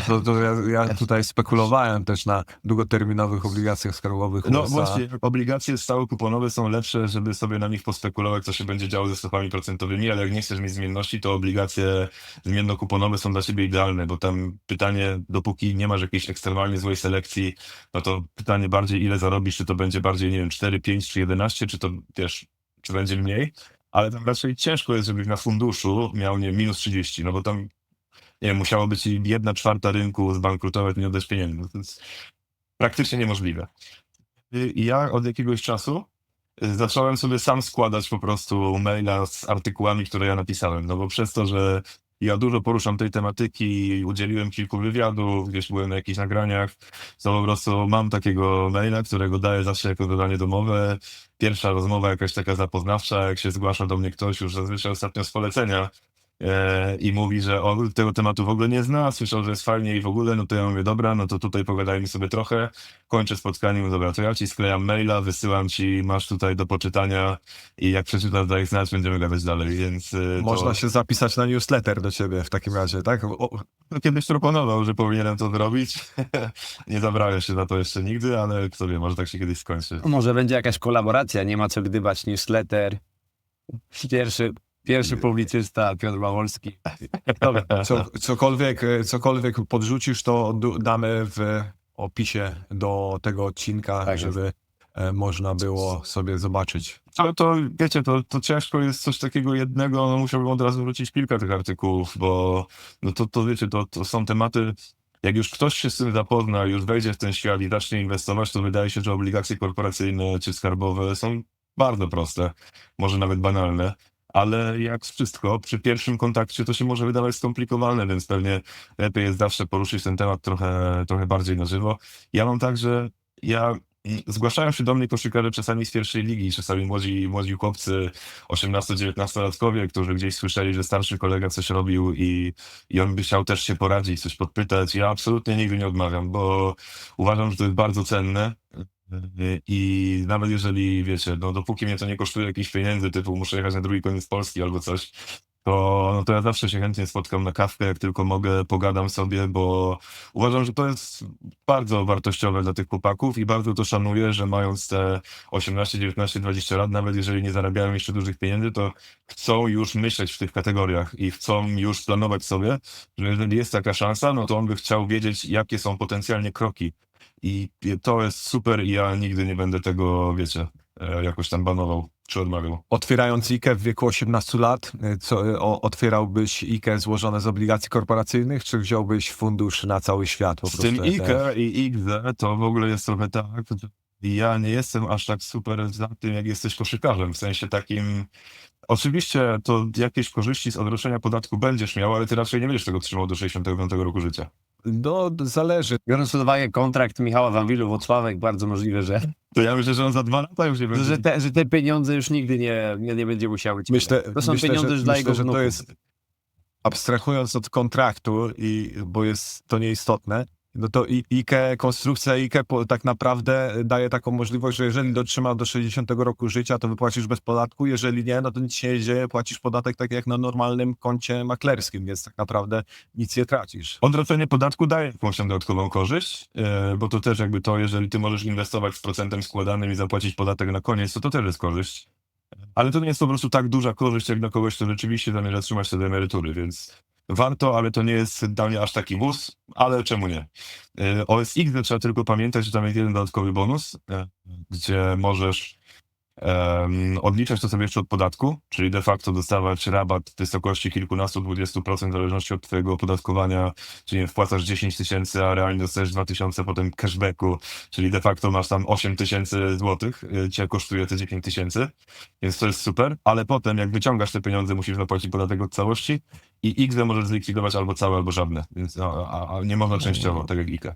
Tak, Ale i do 65 roku życia plus te 10% ryczałtowego. Tak. Ryczałtowej Ale to opłaty, w co inwestujesz już te pieniądze tam, no to już jakby ja bym spojrzał po prostu bardziej całościowo na portfel, czyli co ty masz poza tym, jak twój portfel jest poukładany i wtedy bym się jakoś zastanowił, ile pieniędzy, w czym ty powinieneś mieć i gdzie można to sobie, wiesz, wykorzystać, czy zwykły rachunek maklerski, czy akcje, czy zwykły rachunek, czy IKE, czy IGZE, to wtedy możemy już się zastanowić, jak już mamy jakiś konkretny pomysł na to, co chcemy robić, ale w pierwszej kolejności ja zawsze proponuję, jak ktoś chce, żebyśmy sobie ułożyli jakiś taki plan gry, gdzie on by chciał być, co może robić i możemy sobie potem podyskutować, jakie są opcje i co z tym można, wiecie, gdzie z tym można zadziałać. Ale nie od drugiej strony, w sensie nie uzależniałbym, że na IKE to najlepiej obligacje, a coś innego gdzieś, tylko po prostu, wiecie. Czy są jakieś inne, może właśnie nieoczywiste porady, które mógłbyś przekazać zawodowym sportowcom, które może my jako zawodowi sportowcy możemy przeczytać, czy w prasie właśnie, czy w książkach, czy w jakichś artykułach inwestycyjnych, porady, jeżeli chodzi o, nie wiem, organizowanie swojego budżetu, do inwestowania i tak dalej, coś, co dla może typowego Kowalskiego ma duży sens, a może właśnie niekoniecznie być najlepszym rozwiązaniem dla zawodowego sportowca. Mogę ci podać nawet przykład, żeby ułatwić ci, o czym dokładnie mówię. Przykładowo, jeżeli czytasz książki na temat oszczędzania, inwestowania, bardzo często pojawia się temat dla normalnego, powiedzmy, człowieka, nie sportowca, że warto oszczędzać 20% tej swojej wypłaty, odkładać to, inwestować i gdzieś tam na przestrzeni lat, jak dojdziesz do emerytury, będziesz miał zbieraną na tyle komfortową sumę, że będziesz w stanie już potem na emeryturze żyć sobie jak król. W naszym przypadku no taka porada nijak się ma do naszej rzeczywistości, bo po pierwsze koniec naszej kariery nie będzie w wieku 65 lat, tylko w wieku powiedzmy 35, powiedzmy w idealnym przypadku 40 lat. No i potem wchodzimy na zupełnie inny poziom, że tak powiem, życia, no bo nie mamy zazwyczaj doświadczenia w innej pracy. Często w przypadku sportowców też nie ma tego zaplecza edukacyjnego, więc gdzieś tam porada, żeby 20% tej wypłaty oszczędzać i dzięki temu będziemy potem mogli sobie spokojnie z tego żyć, no raczej nie w tym momencie nie jak się ma to rzeczywistość. Nie, ja zupełnie myślę, że tu w ogóle jest z mojego punktu widzenia, ale ja raczej jestem, ktoś powie, że defensywny, ale z mojego punktu widzenia to w ogóle jest bardzo dużo rad takich, które się nijak mają do sportowców, no bo jednak macie to wąskie okno. I teraz dla mnie najważniejsze jest, wiecie, jest zasada typu, że 100 minus wiek, to tyle powinieneś mieć na przykład tam akcji w portfelu, nie? Że jak masz 20 lat, to możesz mieć 80% akcji. To są rzeczy, które mają jakiś sens dla przeciętnego inwestora, ale nie dla sportowca. Tak jak rozmawialiśmy wcześniej, ja życzę wam wszystkim jak najlepiej, zawsze jak z kimś zaczynam kontakt łapać, to jakaś taka więź się tworzy, że po prostu kibicuję, potem wiecie, trzymam kciuki i w ogóle, ale no wielu z was nie odniesie takiego spektakularnego sukcesu, żeby potem już nic nie robić, a nie daj Boże, niech się pojawi. Ja znowu podam tutaj przykład Przemka Karnowskiego, pozdrawiam serdecznie, nie dlatego, żeby się jakoś pastwić, tylko po prostu to jest tak niefortunny zbieg okoliczności gościa, który miał tam tak dużo rzeczy, poszło nie tak w karierze człowieka, który mógł spokojnie grać w Eurolidze, a może nawet w NBA, a nagle po kilku latach zbyt szybko zakończył tą swoją karierę i nie był w stanie jej kontynuować, że ja cały czas raczej od tych najbezpieczniejszych rzeczy podpowiadam, żeby budować sobie portfel. Wydaje mi się, że co do zasady 20% z pensji to w ogóle jakaś bzdura, bo to byś, będąc koszykarzem, no chyba, że grasz w Eurolidze, to może byś był w stanie z tego coś sobie odłożyć sensownego, ale moim zdaniem to bardziej ty się zastanów, ile potrzebujesz mieć na życie miesięcznie, pomnóż to razy 12 i całą resztę inwestuj. Tak, żebyś miał, wiecie, komfortowo dzisiaj w porządku, nie, że musisz zaciskać pasa i nie masz na jedzenie, ale to jest jedna z rzeczy dla mnie, jakby policz sobie, ile ty wydajesz kasy. Masa ludzi tego nie liczy. Wiesz, ja wiem, że jak dzisiaj zarabiasz fajnie, to chcesz mieć fajne buty, chcesz mieć może jakiś fajny zegarek, telefon i w ogóle i okej, no i kup sobie jakieś to, tamto, ale bez przesady, nie za dużo, nie za drogo, po prostu musisz jakby wiedzieć, że masz to wąskie okno. I teraz to jest jakby rzecz numer jeden. Rzecz numer dwa, moim zdaniem zawsze sportowiec powinien mieć takie pieniądze na kilka miesięcy przeżycia na rachunku bankowym, nawet nieoprocentowanym, albo na jakimś ROR-ze, bo wiecie doskonale jak jest. Nagle klub przestanie płacić, jakaś kontuzja, nie daj Boże, pod koniec sezonu, nie będziesz miał kontraktu cały kolejny sezon, robi się kłopot. Jeżeli masz pieniądze, które masz pod ręką, tak już na maksa pod ręką, że nie musisz się zastanawiać, tylko wiesz, że one leżą na rachunku i w razie czego możesz z nich skorzystać, to daje ci większy spokój, żeby się zastanowić, dobra, jest duża szansa, że niestety przez kolejny rok nie będę zarabiał, albo miałem kiepski sezon, będę zarabiał dużo mniej, więc co ja mogę zrobić, jak się przygotować i masz parę miesięcy na to, żeby podjąć decyzję, jak sobie tą całą resztę poukładać, czy w takim razie może rzeczywiście powinienem sprzedać akcje, które kupiłem, albo obligacje, albo nie wiem, no muszę sprzedać nieruchomość, bo się zapakowałem w nieruchomość, a teraz nie mam kasy na kolejne raty, więc jakby to jest moim zdaniem bardzo cenne, żeby to mieć. Ja zazwyczaj wychodzę z założenia, że jak budujemy ten portfel ze sportowcami, zaczynamy od policz sobie ile potrzebujesz kasy i kasy na kilka miesięcy miej na koncie. Reszta to są rzeczy, które stopniowo lokujemy w lokaty, obligacje skarbowe albo obligacje korporacyjne z głową, bo to są instrumenty, które na poziomie kilkudziesięciu, kilkuset tysięcy złotych są bardzo płynne. Obligacje skarbowe właściwie nie ma limitu, ale nawet przy obligacjach korporacyjnych, jak potrzebujesz 100 tysięcy złotych sobie uwolnić z portfela wartego 300 tysięcy, to bez uszczerbku na wartości bardzo prawdopodobnie w ciągu 2-3 dni roboczych jesteś w stanie to zrobić w większości sytuacji, poza jakimiś ekstremalnymi przypadkami. I wydaje mi się, że w ogóle to są bardzo dobre instrumenty, żeby budować sobie taki pasywny dochód. W momencie, kiedy ty jesteś w stanie, daj Boże, życzę to każdemu sportowcowi, bo wiem, jaka to jest ciężka praca, odłożyć sobie tyle pieniędzy, żeby ten pasywny dochód wystarczał ci na twoje życie, to wtedy można bardziej pospekulować, sobie bardziej agresywne rzeczy z tym nadmiarem robić i nawet już nie trzymać się tej proporcji, że muszę mieć, nie wiem, 80% w obligacjach, 20% w akcjach, czy cokolwiek takiego, tylko po prostu mieć, strzelam, 2 miliony złotych w obligacjach, bo wiem, że to jest kasa, która mi generuje po prostu pieniądze na życie, a z całą resztą, wszystko, co będę miał ponadto, to mogę bardziej agresywnie spekulować, nie wiem, zainwestować w jakiś biznes, otworzyć swój biznes, wszystkie inne tego typu rzeczy. Więc wydaje mi się, że w ogóle to budowanie portfela jest dla mnie zupełnie inne i jakby jest dużo bardziej ostrożne. Właśnie wynika z tego powodu, że może mieć dzisiaj 100 tysięcy i ci się wydaje, że czeka cię świetla na przyszłość, zapakujesz to w coś niepłynnego, kupisz jakiś fundusz venture, z Tomkiem dużo rozmawialiśmy swego czasu o tych funduszach typu private equity na przykład. I wiesz, i to są też ciekawe rozwiązania inwestycyjne, ale wyobraź sobie, że teraz masz 200 tysięcy złotych majątku i zapakujesz 100 tysięcy w jakiś fundusz typu venture capital i nagle się okazuje, że spółki, które są w środku, wymagają dofinansowania, bo jeżeli nie dofinansujesz, coś tam poszło nie tak, nie są w stanie wejść na giełdę, sprzedać się, tracisz płynność, nie możesz tego wyciągnąć przez parę lat. Mało tego, musisz dorzucić tam kasy, bo sytuacja może się źle potoczyć i nagle, jeżeli tego nie zrobisz, to twój udział zostanie tam rozwodniony i po prostu jest bardzo dużo rzeczy, które może pójść źle. Już nie mówiąc o tym, ja wiesz, że takie pieniądze w funduszu typu venture są tak naprawdę zamrożone też przez ileś tam, no jeżeli fundusz powiedzmy ma czas życia 10 lat, no to 5 lat jest inwestowania, a potem 5 lat jest wyciągania tych inwestycji, więc no. Ale uwierzcie mi, ja ze swojego doświadczenia już nie będę mówił do nazwy, żeby nie robić sobie wrogów, ale mamy fundusz, który na początku chwalił się ogromnymi sukcesami na rynku funduszy inwestycyjnych. Wydaje mi się, że od 2017 roku prawie w ogóle nic nie wypłacał klientom. Klienci mają tam zamrożone pieniądze od to 8 lat.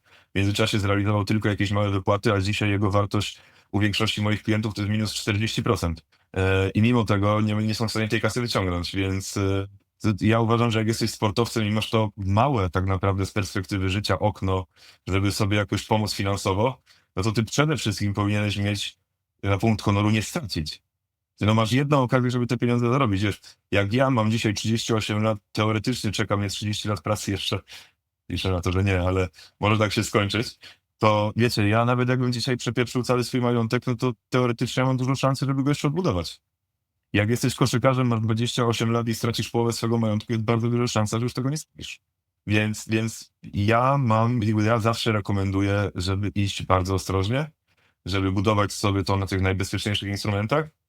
Oczywiście, jeżeli ktoś chce, pozdrawiam Olka Dziewę, on jest też takim gościem, który jest bardzo zaangażowany i wiecie, on czyta, on sprawdza, on wnika, dopytuje mnie o zdanie, wiecie, pyta mnie też o jakieś książki, wiecie, słucha jakichś gości, jakichś magików YouTube'owych, od kryptowalut i tak dalej. I on jest mega w to wkręcony. To ja to szanuję, czemu nie? No bo oczywiście, Michał, też mówisz, że bardzo lubisz na akcjach sobie grać, obserwujesz i w ogóle. Jeżeli jest... Ja nie gram, ja inwestuję. No, o, dobrze, przepraszam.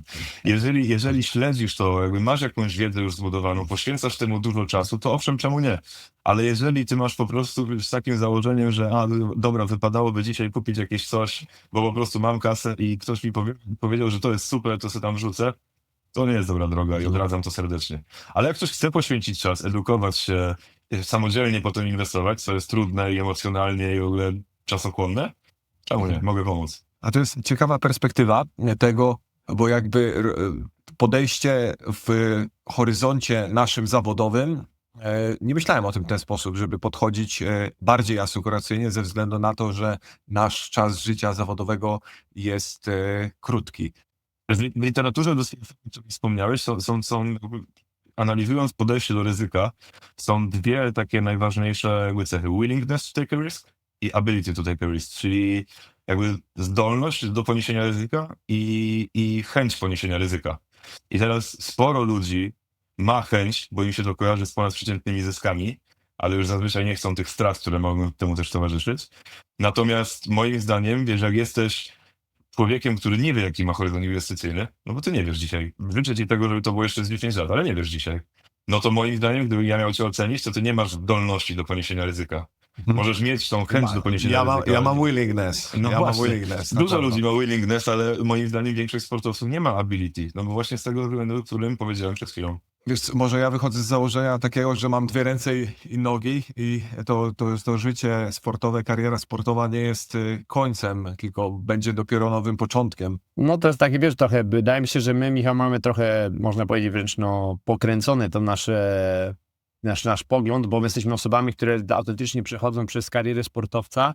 No jakby się nas zapytał, co nam najwięcej, nie wiem, no, zabiera czasu, czy tam jakiś rozterek życiowych, to jest to, co będziemy robić po karierze sportowca. Jednocześnie dedykując wszystko w tym momencie tej naszej karierze. Wtedy będą osiągnąć jak największy sukces, no ale my cały czas idziemy przez tą drogę, przygotowując się na ten moment, no bo gdzieś tam słyszeliśmy wystarczająco wiele historii, znamy się dobrze z Michałem, mamy podobne zainteresowania, więc wiemy, że to na nas czeka i teraz my się staramy jak najlepiej przygotować. To jest tak, jakby jesteś w Łodzi, widzisz na horyzoncie ogromną falę, no i po prostu przygotowujesz się na to uderzenie. Myślałem, że w Łodzi w mieście Łódź. A tak, to by było gorzej. No ale to fala w Łodzi, że właśnie tak zatoczyłeś skokowo. Mówimy o nieruchomościach, o Łodzi, o wielkiej fali, no to teraz powoli. Tak, nie, ale to jakby 100% masz racji. Poza tym ja sądzę, że jednak jesteście w tym wąskim, no chciałoby się powiedzieć uprzywilejowanym, no ale to jest wasza ciężka praca. Jakby gronie ludzi, którzy zarabiają z koszykówki na tyle dużo, że też jakby mają tą perspektywę. No bo jeżeli ktoś dzisiaj zarabia 4, 5, 8 tysięcy, 10 tysięcy złotych miesięcznie, to wiecie, to są fajne pieniądze na tu i teraz. Ale nie czarujmy się, to nie zbudujesz z tego majątku tak, żeby zabezpieczyć rodzinę, nawet jak będziesz grał 20 lat na takim poziomie. Bo większość tego będziesz konsumował na bieżąco. To, co mówiłeś o takiej inflacji stylu życia, czyli o tym, że zwiększając swoje zarobki, bo u nas nie ukrywajmy, że to mogą zarobki zwiększyć się skokowo. Ważna jest ta dyscyplina tego, żeby wraz z tym wzrostem zarobków być w stanie utrzymać rozsądny poziom normalnego, codziennego życia, nie? Zadać sobie pytanie, na ile mi są potrzebne dodatkowe wydatki, na ile one faktycznie zwiększają komfort mojego życia, czy zwłaszcza u nas, myślę, no bo jednak ten horyzont nasz, mówię, jest wysoko zarobkowy, krótki, że to ma większe znaczenie. Ja myślę, że tu jest bardzo ważny balans, no bo ja też rozumiem, że kurczę, wiecie, no to jakby sportowiec, jak jest bardzo dobry, tak jak wy byliście, bardzo szybko zaczynacie zarabiać pieniądze, o tym też powiedzieliście. I to też nie chodzi o to, żeby żyć w jakiejś takiej ascezie, że po prostu wszystkie pieniądze, które zarabiasz, po prostu wiesz, żyjesz na pierogach z żabki i masz telefon potuszoną szybką od 20 lat. Tylko chodzi o to, żeby, wiecie, żeby po prostu wiedzieć, dobra, potrzebuję tego, i to na przykład jest fajne, albo to jest nagroda, którą chcę sobie zrobić, to jest dla mnie spoko. Ale już takie rzeczy typu, wiecie, jak jest, znacie to towarzystwo. Nagle kumple się odzywają, chodźmy do kasyna, chodźmy na imprezę, a walnijmy sobie samochód trochę za drogi, albo zróbmy sobie, wiecie, no, ludzie czasami analizują ze mną swój majątek i mają, wiecie, cały majątek jest wyceniany na jakieś duże kilkaset tysięcy złotych i nagle oni mówią, że chcą, będąc sportowcem, bo to jest ważne, że jakby nie masz tej powtarzalności teoretycznie i jakiegoś pewnego długiego horyzontu i mówią, że chcą kupić auto za 200. Albo wiecie, no całą tą kasę wykorzystać tak, że mam 800, to kupię auto za 200, a pozostałe 600 tysięcy wpakuję w nieruchomość za bańkę 200, kupię sobie mieszkanie w Sopocie. Będę miał po prostu, wiecie, hajla bajla, mam super majątek zagospodarowany. No ale skończysz tą karierę za 3 lata i co? Samochód będzie coraz mniej warty, mieszkanie w Sopocie super, że będziesz miał, no ale ty będziesz płacił tą ratę, czy ktoś inny będzie ci je spłacał, wiecie, no, To mieszkanie nie zarabia też, tak? Jeżeli mieszkamy w tym mieszkaniu. jest bardzo dużo takich zmiennych, o których ludzie po prostu nie myślą. Ja staram się zwracać na to uwagę, jak rozmawiam z ludźmi, żeby po prostu popatrzyli trochę na to z innej perspektywy, nie? Wiecie, Tomek, ile razy ty zmieniałeś jakby kraj nawet, w którym grałeś, już nie mówiąc o mieście. I wiesz, i teraz z tej perspektywy wyobraź sobie, że nie wiem, jesteś w Wurzburgu albo w Atenach i myślisz sobie, o, to jest cudowne miejsce do życia, jak sobie żona Liza pracę tam dostaje na przykład i ty myślisz sobie nagle, o, tutaj osiądziemy, na przykład tu zostaniemy. I nagle dostajesz kontrakt z drugiej strony Europy i co robisz? Warto jest mieć taką możliwość, wiesz, bycia elastycznym, jakby trzymania tych pieniędzy trochę pod ręką, w instrumentach, które da się jakoś skeszować, więc mówię, ja bym nie chciał, żeby wyszedł ten podcast taki, że jesteśmy antynieruchomości, tylko po prostu jest trochę taki, ten balans jest bardzo zachwiany i dzisiaj jak porozmawiasz z koszykarzami, którzy mają po 30 parę lat, to oni po prostu wszystko mają zapakowane w nieruchomości. I trochę jakby daje mi jaskrawość z drugiej strony, żeby pokazać, że to nie jest idealne rozwiązanie. Jest dużo rzeczy, które są pośrodku, które są ciekawe, akceptowalne i na pewnym etapie życia pewnie nawet bardziej użyteczne niż nieruchomości. Piotrek, a teraz wejdź w buty przykładowo mentora kogoś takiego jak ja i Michał. Jesteśmy osobami, które są do tej pory wciąż zawodowymi sportowcami. Chcemy dalej się rozwijać, jeszcze grać w tą koszykówkę dobrych parę lat. Jednocześnie, tak jak mówisz, jest ta wielka nieprzewidywalność, nikt nie wiemy, co się wydarzy następnego dnia. Wiemy też, że w pewnym momencie czeka na nas ten koniec kariery i jesteśmy osobami, które interesują się tymi rynkami finansowymi i inwestycjami. W jaki sposób, jeżeli my byśmy na przykład zastanawiali się na temat przyszłej kariery, właśnie pójścia w kierunku takim, jak ty poszedłeś, jakie byłyby pierwsze kroki, czy jak wykorzystałbyś ten czas od teraz do tak naprawdę nie wiemy kiedy, bo może to być za miesiąc, oby nie odpukać, może to być za 5 lat, za 8 lat, ale jak przyjdzie ten koniec kariery, żebyśmy mogli płynnie przejść do tej właśnie budowania sobie już tej jakiejś kolejnej kariery. Przykładowo też certyfikat, który ty masz, FCA, który jest bardzo, wydaje mi się, respektowalny i na pewno pomaga też w szukaniu pracy, ale z drugiej strony moja taka zagwozdka jest, że ja w tym momencie, nie pracując nawet przez dzień w świecie finansów, jeżeli ja bym teraz zakuwał ileś tam miesięcy, żeby zrobić ten certyfikat, jak rzeczywiście, jakie on miałby realne przełożenie na moją wiedzę, czy tam na moje na moją pozycję, wiesz, no na rynku pracy może by im pomogło, jeżeli chodzi o CV, ale jeżeli chodzi o tak rzeczywiście to, co ja mógłbym dać mojemu przyszłemu pracodawcy. Nie, to bez sensu takie coś robić. Wiesz, no, to jest, po pierwsze, ja może nie wyglądam, ale to jest trudne, że wiesz, to jest... Może ja No. powiem, bo wiem, ja też miałem etap takim w życiu swoim, gdzie analizowałem te certyfikacje. To są 3 lata wyjęte z życia, to o czym też mi opowiadałeś, że to nie jest tak, że sobie uczysz się do egzaminu, tylko to są tysiące, chyba ponad 3,5 Nawet za mną tysiąca stoją stron. książki, bo sobie stwierdziłem, że chcę na pamiątkę sobie kupić, ale no, jak do pierwszego etapu to jest 3600 stron, 4 po angielsku finansowego języka, finansowo-prawnego, księgowego. To myślę, że dla kogoś, kto nie... No, ja uważam, że mój angielski jest niezły. Nie jest jakiś, nie używam go na co dzień, więc nie jest jakiś super, ale jest niezły. I naprawdę początkowo dużo problemów mi sprawiało uczenie się po angielsku, bo jak czytasz coś po angielsku, to nawet wiecie, musiałem sobie to przetłumaczyć w głowie na polski i wtedy się zastanowić po polsku, w cudzysłowie.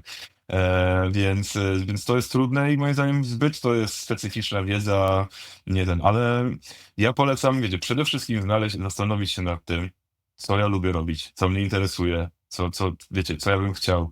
I potem dzisiaj jesteśmy w dobie, gdzie materiały masz nieograniczone w internecie. I okej, znajdziesz też sporo szajsu, ale macie, wiecie, jakieś nawet, znajdziesz sobie rekomendacje 10 najlepszych stron, jak chcesz się zacząć interesować finansami, albo 5 stron, jak chcesz zostać mechanikiem samochodowym, 5 najlepszych tam stron internetowych na przykład. Wiecie, tego jest dzisiaj na potęgę po prostu wszędzie, dużo i nie każdy będzie chciał tak bardzo, tak głęboko wchodzić w jakąś branżę na etapie grania jeszcze w kosza, bo to jest trudne.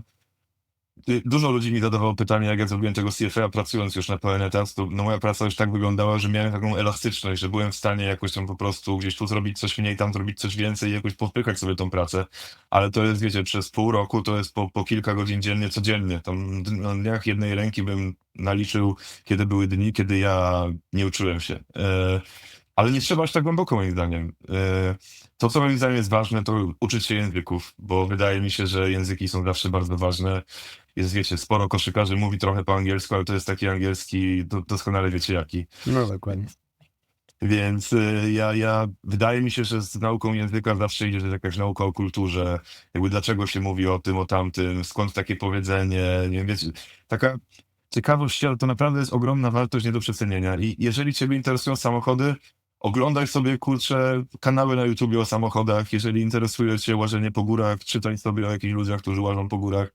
Uważam, że najgorsze, co możesz zrobić, jak kończysz karierę i idziesz na rynek pracy, to jest bycie nudnym byłym koszykarzem.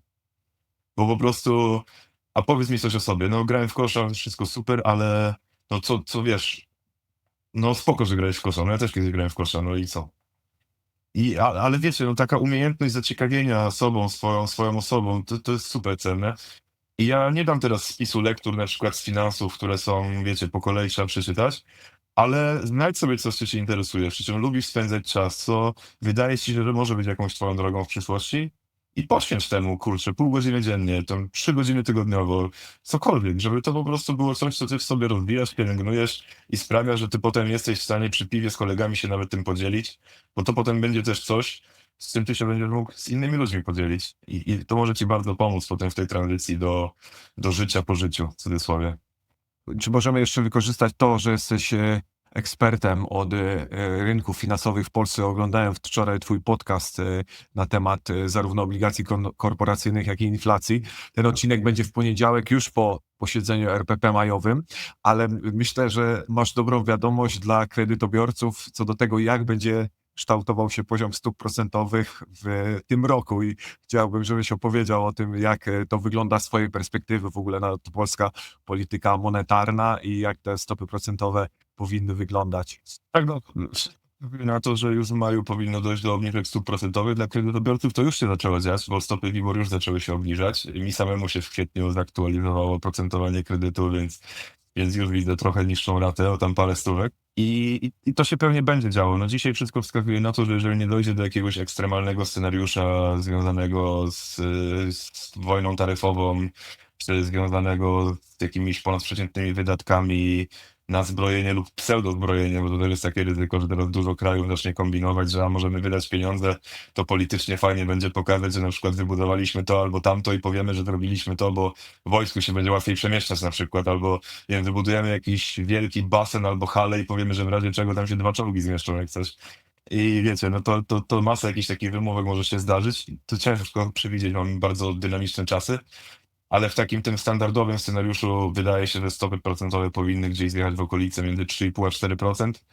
WIBOR pewnie gdzieś między te 3,7 a 4 z haczykiem, bo zazwyczaj jest około tam w stabilnym środowisku, kiedy już nie przewidujemy żadnych zmian stopy, no to zazwyczaj jest ciut wyższy niż stopa procentowa. Więc jeżeli tak będzie, no to przykładowo, jeżeli ktoś ma dzisiaj marżę kredytu 2% ponad WIBOR, to zamiast dzisiaj miał 7,8 oprocentowanie, może mieć za chwilę 6%. Więc tych odsetek będzie wyraźnie mniej. Niestety to działa też jak się jest obligatariuszem, że jak się zarabia również trochę mniej, no bo te obligacje korporacyjne w Polsce w zdecydowanej większości mamy oparte o WIBOR, zmiennokuponowe. Tam zazwyczaj na portfelu ta marża, w zależności jak się go podkłada, wynosi tam od 2 do 4% w skali roku powyżej WIBOR-u.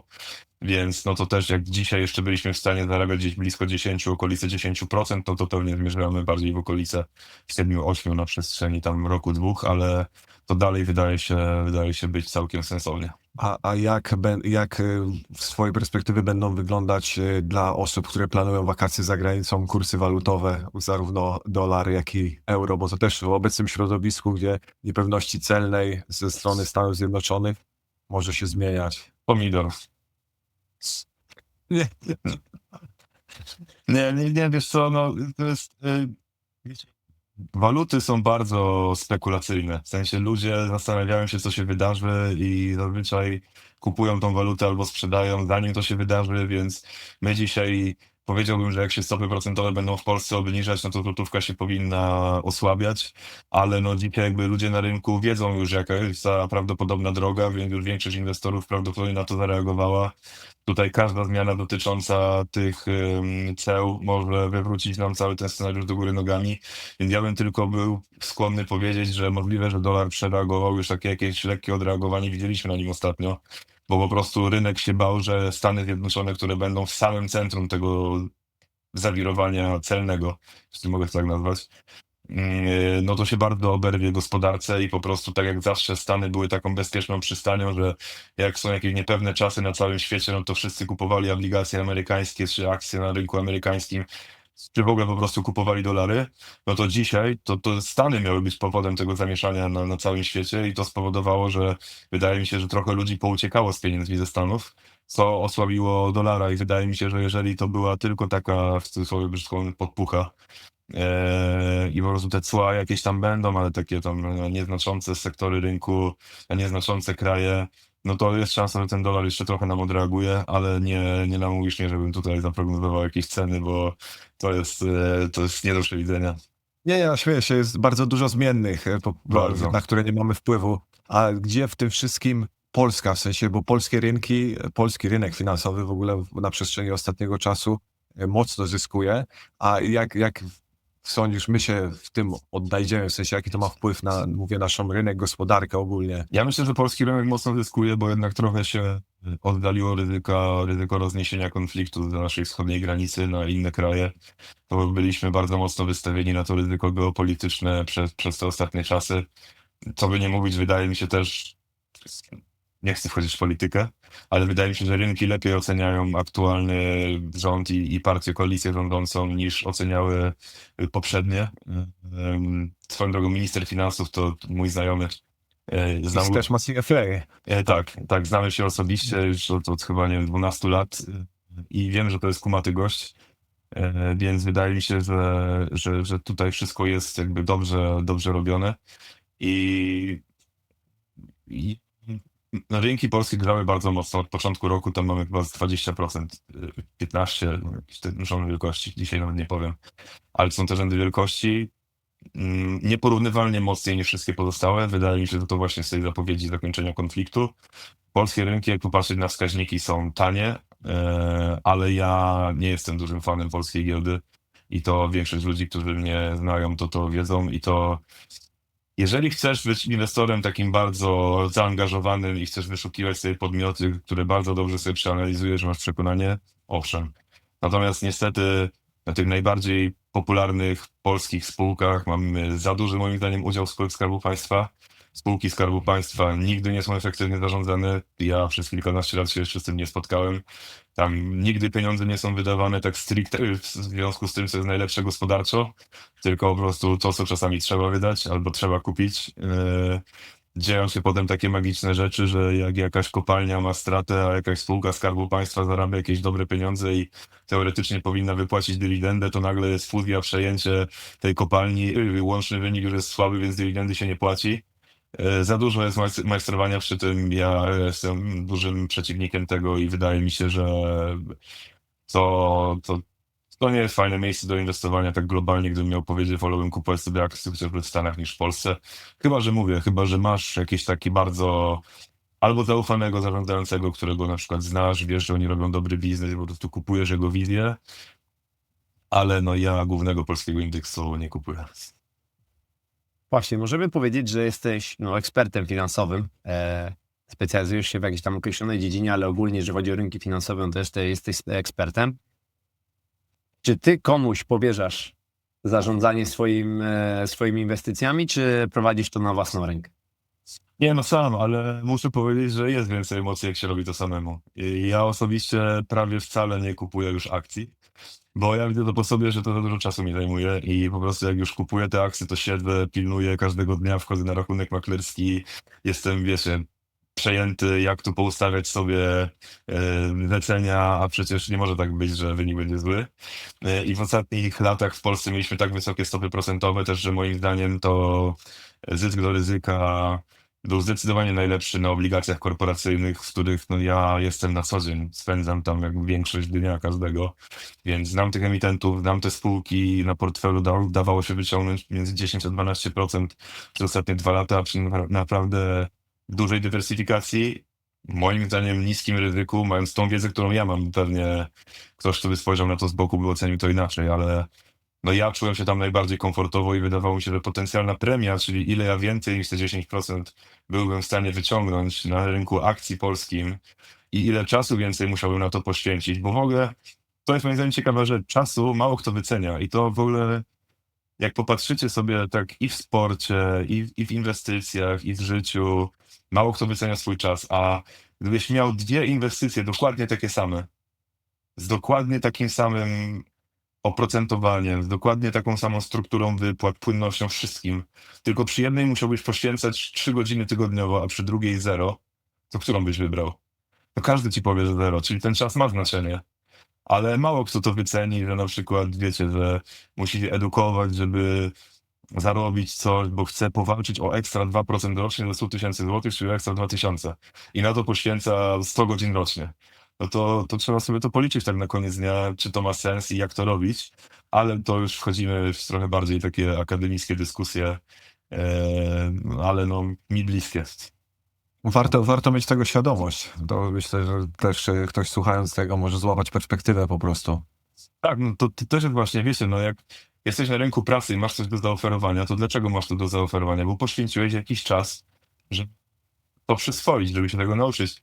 Dlaczego ja teraz, wiecie, na moim stanowisku takim pracy z klientami, pewnie na palcach jednej ręki byśmy policzyli, ile ludzi w Polsce cytują CFA i to daje mi jakąś przewagę na rynku pracy, ale przede wszystkim ja widzę to, że w oczach moich klientów, to, że ja miałem 35 lat i chciało mi się poświęcić 3 lata życia, mając już rozbudowaną bazę klientów na to, żeby cały czas rozwijać swoje kompetencje, to jakby to robiło bardzo duże wrażenie. I jakby ludziom imponuje, że poświęcasz swój czas na coś, że chcesz się rozwijać, że wiecie, że znowu do tego wrócę, ale grałeś w koszach i jednocześnie robiłeś coś innego. To naprawdę takie, o kurczę, byłeś w stanie to zrobić, grając w kosza zawodowo? Wiesz, super. I to naprawdę przyciąga wzrok, uwagę. Co by to nie było, nie możesz na tym stracić, moim zdaniem. Inwestowanie w samego siebie to jest najlepsza inwestycja, podsumowując. Myślę, że tak, jak brzmi to czasami tak trochę wiecie, górnolotnie i przesadnie, ale no jest w tym bardzo dużo prawdy, no. Czy jeżeli ktoś by chciał się z tobą skontaktować po tym odcinku, jak może to zrobić ewentualnie? Ja mam, wiecie, otwarte profile na mediach społecznościowych wszędzie. Jak ktoś mnie zna, to może wziąć, nie wiem, numer telefonu od was. Ja tam nie mam z tym kłopotu. Oczywiście nie ukrywam, że wasz podcast robi się coraz bardziej popularny, więc jak sypnie do mnie tam 1000 osób zaraz, to może być ciężko. Próbujemy dobić do 1000 subskrybujących. Zachęcamy was do tego, żebyście teraz kliknęli ten przycisk, może już w tym tygodniu. Nie, w miarę możliwości, wiecie, jak tylko czas pozwoli, to ja naprawdę, ja generalnie od paru lat już właściwie szukam klientów bardziej z polecenia niż tak gdzieś na wolnym rynku i już ta skala się zrobiła na tyle duża, że ci klienci też często do mnie trafiają jakby już właśnie z polecenia, bez jakiegoś tam mojego zaangażowania. Ale nie zdarzyło mi się, że nawet przyszedł ktoś do mnie i powiedział, nie, mam 40 000 złotych i może nie powinienem tego teraz mówić, ale mam 40 000 złotych i co mogę z tym zrobić, no to nie zdarzyło mi się, żebym odmówił i powiedział, nie, słuchaj, to w ogóle nie obchodzi mnie to za mało i nie gadamy. Ja też mam takie trochę poczucie, że wiecie, dobro wraca i jak czasami spełnisz nawet jakąś taką swoją misję. Swoją drogą chyba w 2. czy 3. roku pracy jedna z moich największych transakcji do dzisiaj, najbardziej dochodowych, wzięła się stąd, że obsługiwałem takiego bardzo miłego starszego pana, który miał jakieś kilkaset tysięcy złotych tylko na lokatach. I powiedział mi któregoś razu po 2 latach, że kurczę, jestem taki miły, że on nic mi nie daje zarobić, żadnych produktów nie kupuje, a ja cały czas go tak fajnie obsługuję i że w takim razie on gra w tenisa sobie chodzi pograć jeszcze raz czy 2 razy w tygodniu z teściem jednego z najbardziej popularnych polskich sportowców wtedy. I żebyśmy może w takim razie się poznali, bo on ma trochę kasy też do zainwestowania i szuka kogoś, kto mu pomoże, więc nigdy nie wiesz, z której strony to cię wróci. Ostatnio też Olek Walcerowski się do mnie odezwał z polecenia od człowieka, z którym mam bardzo dobrą relację, ale nie inwestują mnie w ogóle, więc nigdy nie wiesz, jak to zadziała, więc ja tam jestem otwarty. Jak ktoś będzie chciał, to zapraszam. Jak tylko będę miał chwilę, żeby sensownie pogadać, to nie odmawiam. Super. Dzięki wielkie w ogóle za twoją otwartość, Piotrek. Wydaje nam się, że tutaj wiele wartościowych rzeczy się dowiedzieliśmy. Jesteś moim zdaniem dla nas na pewno przykładem osoby, która nie tylko udało ci się zamknąć ten rozdział sportowy i wydaje mi się, że mimo, że jak tam tak się zastanawiałeś, że co by było gdyby, to jednak no, masz ten etap już spięty ładnie klamrą, ale wszedłeś w ten nowy rozdział życia i udowodniłeś, że ten następny rozdział po zakończeniu kariery sportowej nie musi być gorszy, że może być jeszcze lepszy. I wydaje mi się, że to jest takie fajne wyzwanie, z którym warto iść przez karierę sportowca, uświadomić sobie, że potem ci zostanie drugie tyle do przeżycia już jako niesportowiec i to wcale nie musi być gorsza połowa twojego życia. I to jest takie fajne wyzwanie, wydaje mi się, w które ja na pewno mam taki cel, że dlaczego mam jakby spocząć na jakiś, spocząć na laurach, zadowolić się tym, co osiągnąłem do konkretnego wieku, a nie próbować atakować życie i próbować się spełnić w innych projektach, w innych rzeczach. Także dla mnie na pewno jesteś przykładem osoby, która to potwierdziła. Ogromne dzięki. Jednocześnie dziękuję naszym słuchaczom, że wytrwali do końca tego odcinka. Zachęcamy wszystkich do subskrypcji, lajkowania, komentowania. Jeżeli macie jakiekolwiek dodatkowe pytania, zarówno do nas, jak i do Piotra, walcie Ja śmiało. muszę tylko powiedzieć, że to jest jeden z 4 podcastów, których słucham. Więc naprawdę elita. Elita. To bardzo, To jest ogromne wyróżnienie dla nas.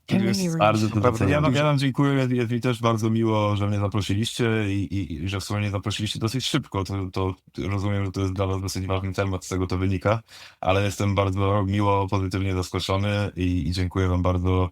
Mam nadzieję, że to chociaż 1 czy 2 osobom pomoże jakoś tam podjąć jakieś kroki, albo dopytać, albo zainteresować się, bo po to robimy, żeby w koszykówce działo się dobrze i dookoła koszykówki. Zgadza się i dodatkowo wydaje mi się, że coraz więcej pojawia się takich sytuacji w środowisku koszykarskim. Mamy na tyle osób ciekawych w tym środowisku z różnych właśnie dziedzin życia i gdzieś ta sieć kontaktów zaczyna się zazębiać, te osoby zaczynają ze sobą coraz bardziej dogadywać się, komunikować, spinać. Wydaje mi się, że to jest coś bardzo zdrowego i bardzo potrzebnego. Zajmujemy ten świat po prostu. Tak jest. Także krok po kroku wydaje mi się, że zmierzamy we właściwym kierunku. Na pewno.